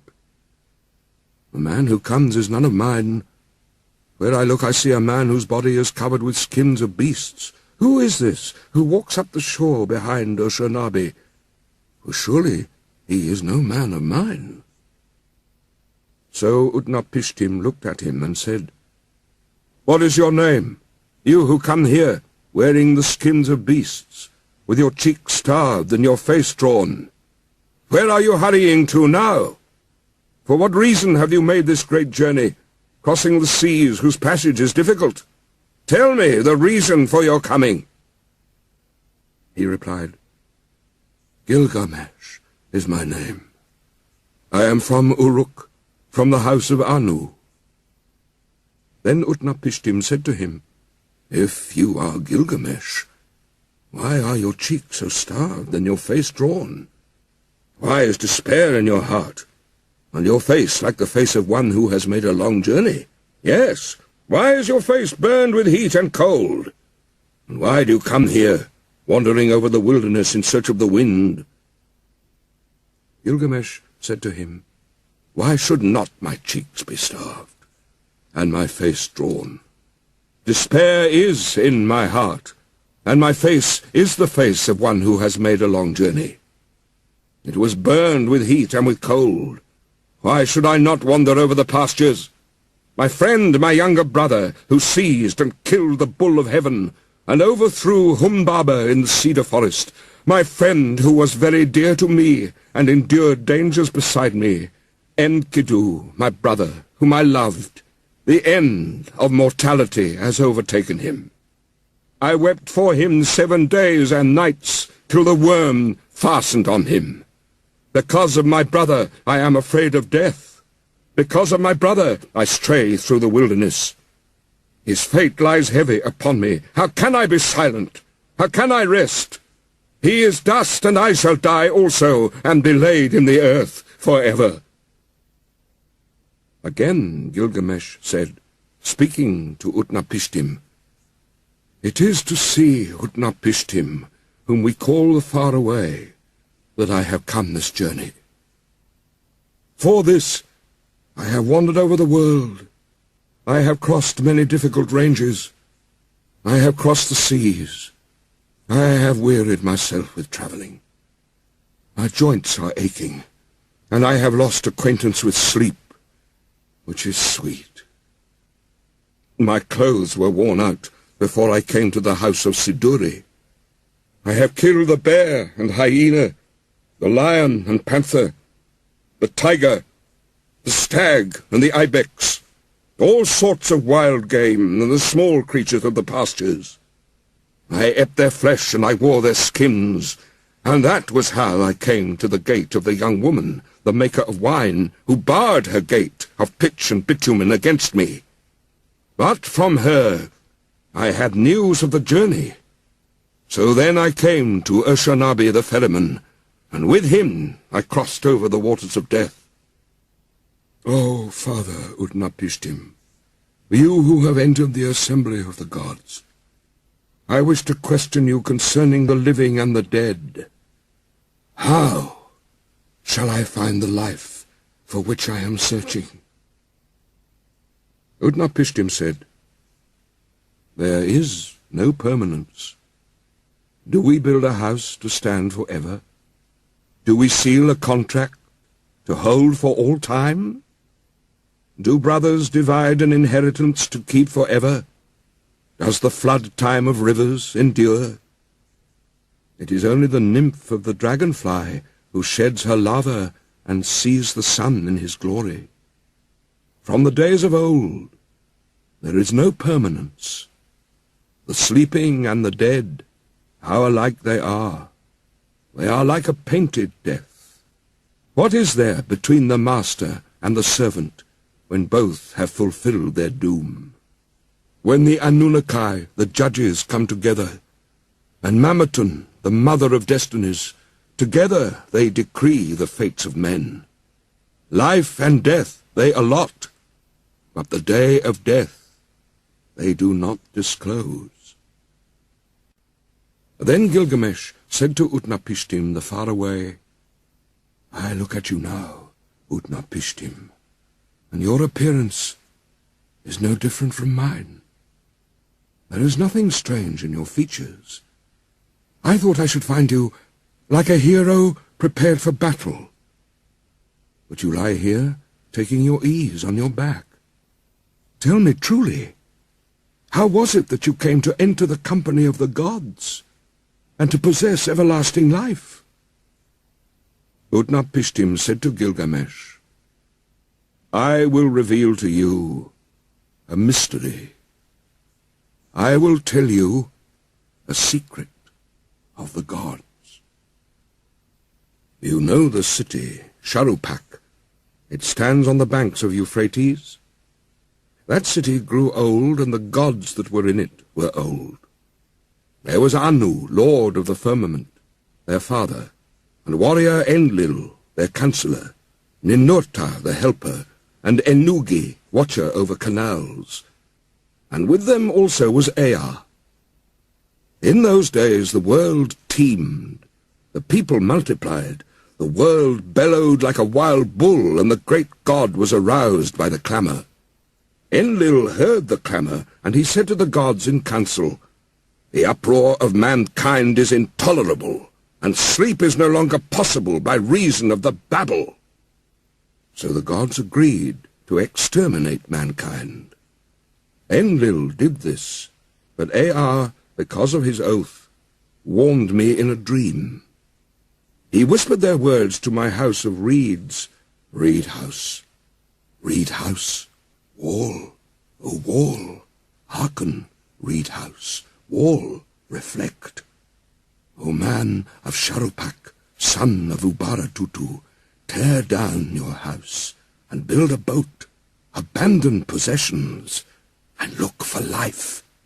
Despise worldly goods, and save your soul alive. Tear down your house, I say, and build a boat. These are the measurements of the bark, as you shall build her. Let her beam equal her length. Let her deck be roofed like the vault that covers the abyss. Then take up into the boat the seed of all living creatures. When I had understood, I said to my lord, Behold, what you have commanded I will honour and perform. But how shall I answer the people, the city, the elders? Then Ea opened his mouth and said to me, his servant, Tell them this. I have learnt that Enlil is wrathful against me. I dare no longer walk in his land, nor live in his city. I will go down to the gulf to dwell with Ea, my lord. But on you he will rain down abundance, rare fish, and shy wild fowl, a rich harvest-tide. In the evening the rider of the storm will bring you wheat in torrents. In the first light of dawn, all my household gathered round me. The children brought pitch, and the men whatever was necessary. On the 5th day I laid the keel and the ribs, then I made fast the planking. The ground space was 1 acre. Each side of the deck measured 120 cubits, making a square. I built 6 decks below, 7 in all. I divided them into 9 sections with bulkheads between. I drove in wedges where needed. I saw to the punt poles and laid in supplies.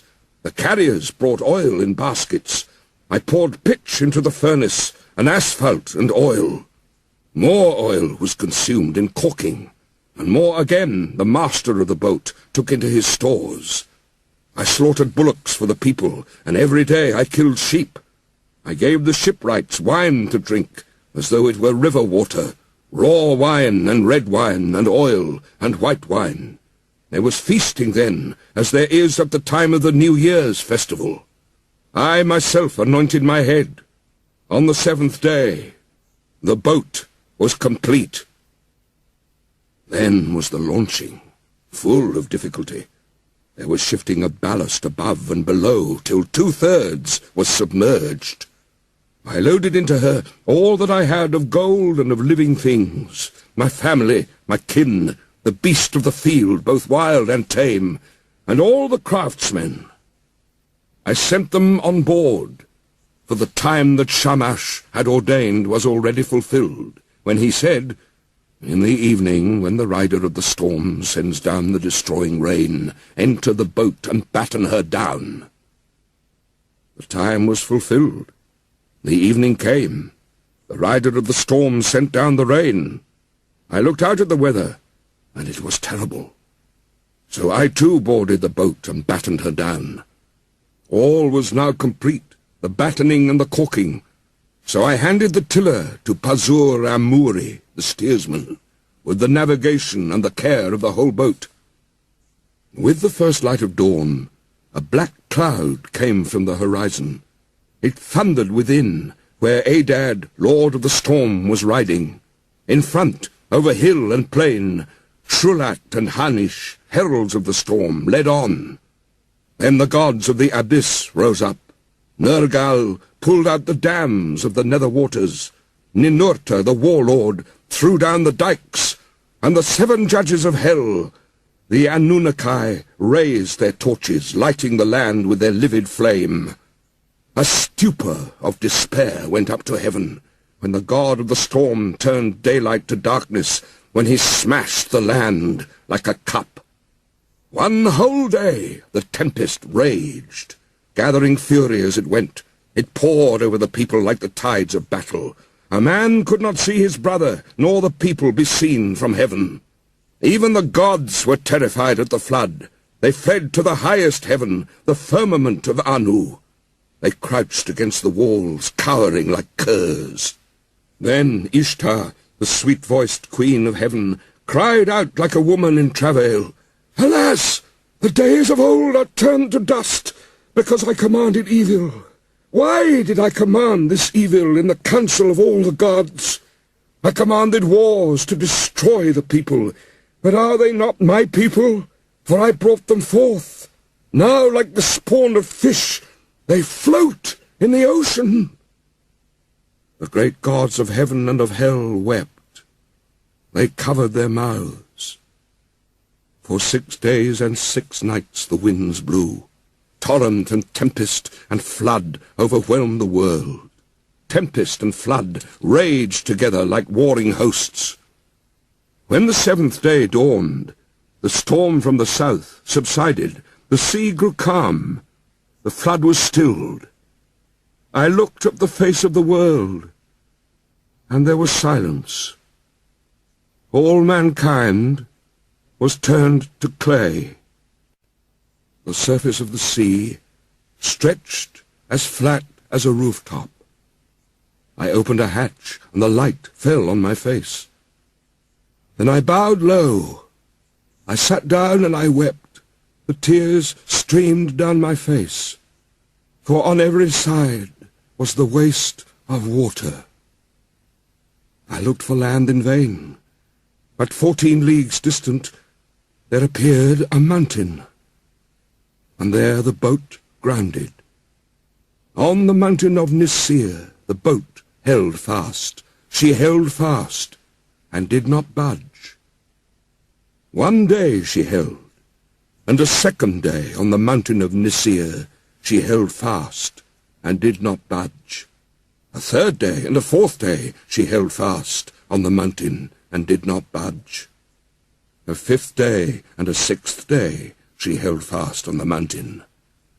When the 7th day dawned, I loosed a dove, and let her go. She flew away, but finding no resting place, she returned. Then I loosed a swallow, and she flew away, but finding no resting place, she returned. I loosed a raven. She saw that the waters had retreated. She ate, she flew around, she cawed, and she did not come back. Then I threw everything open to the 4 winds. I made a sacrifice and poured out a libation on the mountain-top. 7 and again 7 cauldrons I set up on their stands. I heaped up wood and cane and cedar and myrtle. When the gods smelled the sweet savour, they gathered like flies over the sacrifice. Then at last Ishtar also came. She lifted her necklace with the jewels of heaven that once Anu had made to please her.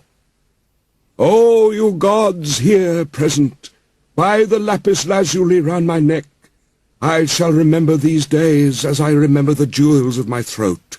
These last days I shall not forget.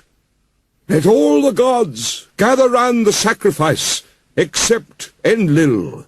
He shall not approach this offering, for without reflection he brought the flood. He consigned my people to destruction. When Enlil had come, when he saw the boat, he was wroth and swelled with anger at the gods, the host of heaven. Has any of these mortals escaped? Not one was to have survived the destruction. Then the god of the wells and canals, Ninurta, opened his mouth, and said to the warrior Enlil, Who is there of the gods that can devise without Ea? It is Ea alone who knows all things. Then Ea opened his mouth and spoke to warrior Enlil, Wisest of gods, hero Enlil, how could you so senselessly bring down the flood? Lay upon the sinner his sin. Lay upon the transgressor his transgression. Punish him a little when he breaks loose. Do not drive him too hard, or he perishes. Would that a lion had ravaged mankind rather than the flood. Would that a wolf had ravaged mankind rather than the flood. Would that famine had wasted the world rather than the flood. Would that pestilence had wasted mankind rather than the flood. It was not I that revealed the secret of the gods. The wise man learned it in a dream. Now take your counsel, what shall be done with him? Then Enlil went up into the boat. He took me by the hand, and my wife, and made us enter the boat and kneel down on either side, he standing between us. He touched our foreheads to bless us, saying, In time past, Utnapishtim was a mortal man. Henceforth, he and his wife shall live in the distance at the mouth of the rivers. Thus it was that the gods took me and placed me here to live in the distance at the mouth of the rivers.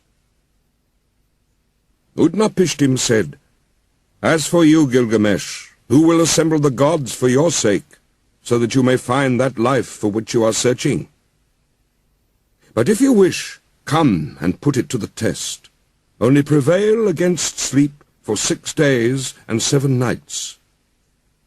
But while Gilgamesh sat there resting on his haunches, a mist of sleep, like soft wool teased from the fleece, drifted over him. And Utnapishtim said to his wife, Look at him now, the strong man who would have everlasting life. Even now the mists of sleep are drifting over him. His wife replied, Touch the man to wake him, so that he may return to his own land in peace, going back through the gate by which he came. Utnapishtim said to his wife, All men are deceivers.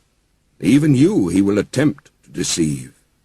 Therefore bake loaves of bread, each day 1 loaf, and put it beside his head, and make a mark on the wall to number the days he has slept. So she baked loaves of bread, each day 1 loaf, and put it beside his head, and she marked on the wall the days that he slept. And there came a day when the first loaf was hard, the second loaf was like leather, the third was soggy, the crust of the fourth had mould, the fifth was mildewed, the sixth was fresh, and the seventh was still on the embers. Then Utnapishtim touched him, and he woke. Gilgamesh said to Utnapishtim the far away, I hardly slept when you touched and roused me. But Utnapishtim said, Count these loaves, and learn how many days you slept. For your first is hard, your second like leather, your third is soggy, the crust of your fourth has mould, your fifth is mildewed, your sixth is fresh, and your seventh was still over the glowing embers when I touched and woke you." Gilgamesh said, "What shall I do, O Utnapishtim? Where shall I go? Already the thief in the night has hold of my limbs. Death inhabits my room. Wherever my foot rests, there I find death." Then Utnapishtim spoke to Urshanabi the ferryman. "Woe to you, Urshanabi! Now and for evermore you have become hateful to this harbourage. It is not for you nor for you are the crossings of this sea. Go now, banished from the shore. But this man before whom you walked, bringing him here, whose body is covered with foulness, and the grace of whose limbs has been spoiled by wild skins, take him to the washing place. There he shall wash his long hair clean as snow in the water. He shall throw off his skins, and let the sea carry them away. And the beauty of his body shall be shown. The fillet on his forehead shall be renewed, and he shall be given clothes to cover his nakedness. Till he reaches his own city, and his journey is accomplished, these clothes will show no sign of age. They will wear like a new garment." So Urshanabi took Gilgamesh and led him to the washing place. He washed his long hair as clean as snow in the water. He threw off his skins, which the sea carried away, and showed the beauty of his body. He renewed the fillet on his forehead, and to cover his nakedness gave him clothes which would show no sign of age, but would wear like a new garment till he reached his own city, and his journey was accomplished. Then Gilgamesh and Urshanabi launched the boat onto the water and boarded it, and they made ready to sail away. But the wife of Utnapishtim the faraway said to him, "Gilgamesh came here wearied out. He is worn out. What will you give him to carry him back to his own country?" So Utnapishtim spoke, and Gilgamesh took a pole and brought the boat in to the bank. "Gilgamesh, you came here a man, wearied out. You have worn yourself out. What shall I give you to carry you back to your own country?" "Gilgamesh, I shall reveal a secret thing. It is a mystery of the gods that I am telling you. There is a plant that grows under the water. It has a prickle like a thorn, like a rose. It will wound your hands, but if you succeed in taking it, then your hands will hold that which restores his lost youth to a man." When Gilgamesh heard this, he opened the sluices so that a sweet water current might carry him out to the deepest channel. He tied heavy stones to his feet, and they dragged him down to the waterbed. There he saw the plant growing. Although it pricked him, he took it in his hands. Then he cut the heavy stones from his feet, and the sea carried him and threw him onto the shore. Gilgamesh said to Urshanabi the ferryman, "Come here and see this marvelous plant. By its virtue, a man may win back all his former strength. I will take it to Uruk of the strong walls. There I will give it to the old men to eat. Its name shall be, The Old Men Are Young Again. And at last I shall eat it myself, and have back all my lost youth." So Gilgamesh returned by the gate through which he had come. Gilgamesh and Urshanabi went together. They travelled their 20 leagues, and then they broke their fast. After 30 leagues, they stopped for the night. Gilgamesh saw a well of cool water, and he went down and bathed. But deep in the pool there was lying a serpent, and the serpent sensed the sweetness of the flower. It rose out of the water and snatched it away, and immediately it sloughed its skin and returned to the well. Then Gilgamesh sat down and wept. The tears ran down his face, and he took the hand of Urshanabi "Oh, Urshanabi, was it for this that I toiled with my hands? Is it for this I have wrung out my heart's blood? For myself I have gained nothing, not I, but the beast of the earth has joy of it now. Already the stream has carried it 20 leagues back to the channels where I found it. I have found a sign, and now I have lost it. Let us leave the boat on the bank and go." After 20 leagues, they broke their fast. After 30 leagues, they stopped for the night. In 3 days they had walked as much as a journey of a month and 15 days. When the journey was accomplished, they arrived at Uruk, the strong-walled city. Gilgamesh spoke to him, to Urshanabi the ferryman. "Urshanabi, climb up onto the wall of Uruk. Inspect its foundation terrace, and examine well the brickwork. See if it is not of burnt bricks.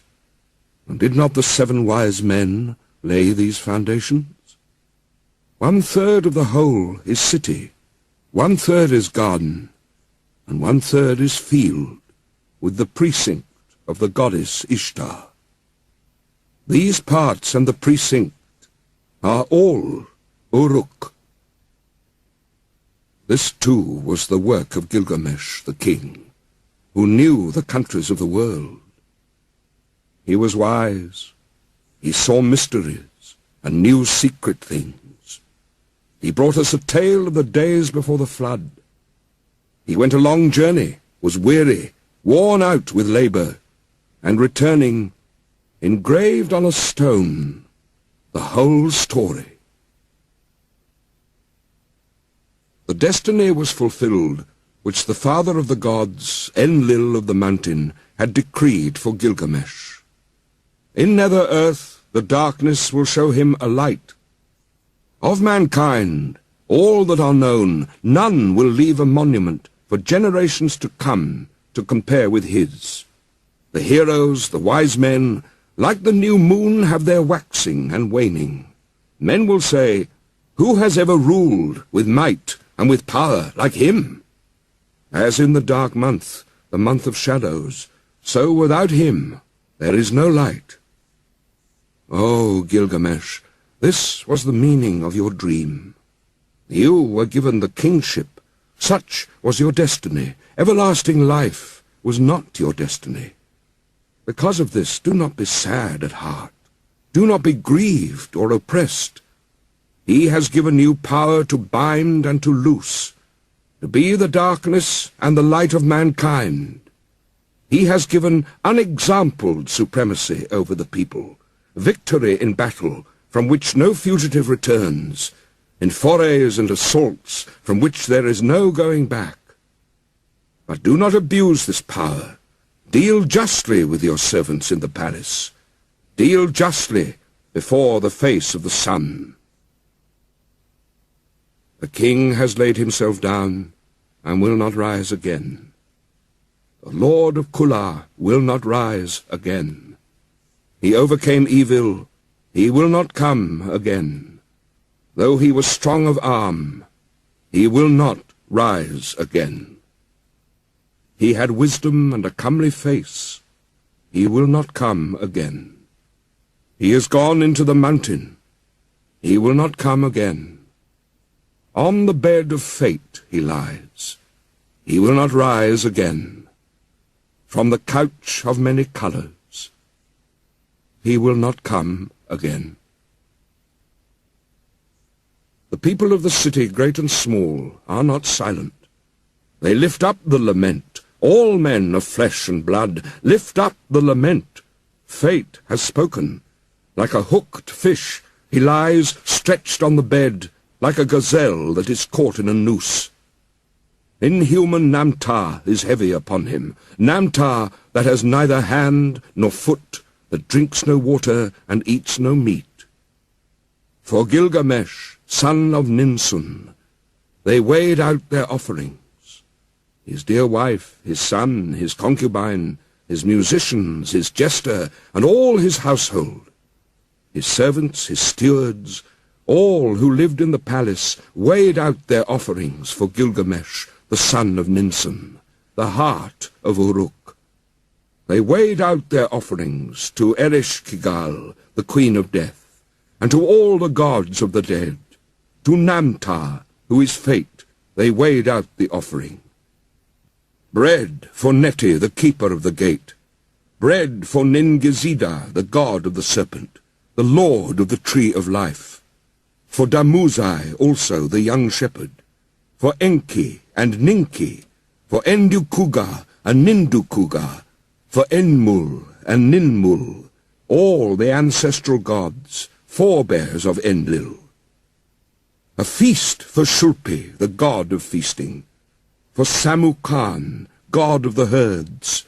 For the mother Ninhusag, and the gods of creation in the place of creation. For the host of heaven, priest and priestess, weighed out the offering of the dead. Gilgamesh, the son of Ninsun, lies in the tomb. At the place of offerings, he weighed the bread offering. At the place of libation, he poured out the wine. In those days, the Lord Gilgamesh departed, the son of Ninsun, the king, peerless, without an equal among men, who did not neglect Enlil his master. O Gilgamesh, Lord of Kulab, great is thy praise.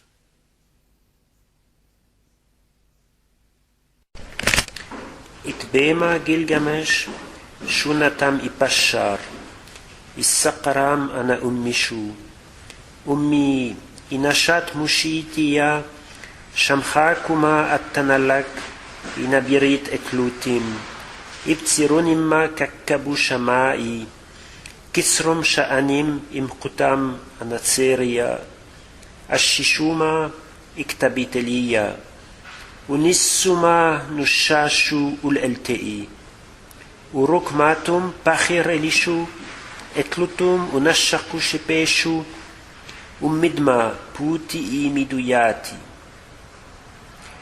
ashiyashuma adbalashu anatseriki, ummi Gilgamesh mudeyat kalama issakaram ana Gilgamesh, minde Gilgamesh shakimakati inatseri walidma, urabbishu shadu tammar shuma takhaddu atta, etlutum unashaku shepeshu, teddirashuma tatarashu anatseriya, tseriya, ittilama itamar shanitam, itbi itawiyam ana ummishu, ummi atamar shanitam. Une lacune. Quelque chose, ina suqim sha uruk rebitim. Khatsinu nadima elishu pachru, khatsinuma shani bunushu, amurshuma akhtadu anaku, aramshuma kima ashatim, akhabbub elshu, elqeshuma ashtakanshu ana akhiya. Ummi Gilgamesh mudiyat kalama issaqaram ana Gilgamesh. Voilà. Après, bon, il y a une lacune, c'est petite. Bon, ça. Itbema Gilgamesh shunatam ipashar, izakaram ana umishu, umi inashat mushitiya, shamchakuma atannalak ina birit etlutim, ibzirunimma kakabu shamai, kitzrum sha'anim imkutam anatseriya, ashishumma iktabit eliya, unisumma nushashu ul-eltei, urukmatum pachir elishu, etlutum unashaku shepishu, umidma puti immidu yati, ashiyashuma atbalashu anatseriki, umi Gilgamesh mudet kalamma, izakaram ana Gilgamesh, minde Gilgamesh shakima kati, inatseri iwalidma urabishu shadu, Tamarshumma tachaduata. Etlutu munashaku shepishu. Tedirashuma tatarashu anaceria. Ittilamma itamar shanitam. Itbi itawam anaumishu. Ummi atamar shanitam. Innasukim sha'uruk rabitim. Chatzinu nadima elishu pachru. Chatzinumma shani bunushu. Amurshuma achtadu anaku. Aramshuma kima ashatim. Achabu b'elshu. Enkeshuma ashtakanshu anachia. Umi Gilgamesh, mudat kalamma, izakara mana Gilgamesh. Ashum ushtamachharu itika. Gilgamesh shunatam ipashar. Enkidu washib machar charimtim. Urtamu kilalun. Tseram imtashi ashar iwal.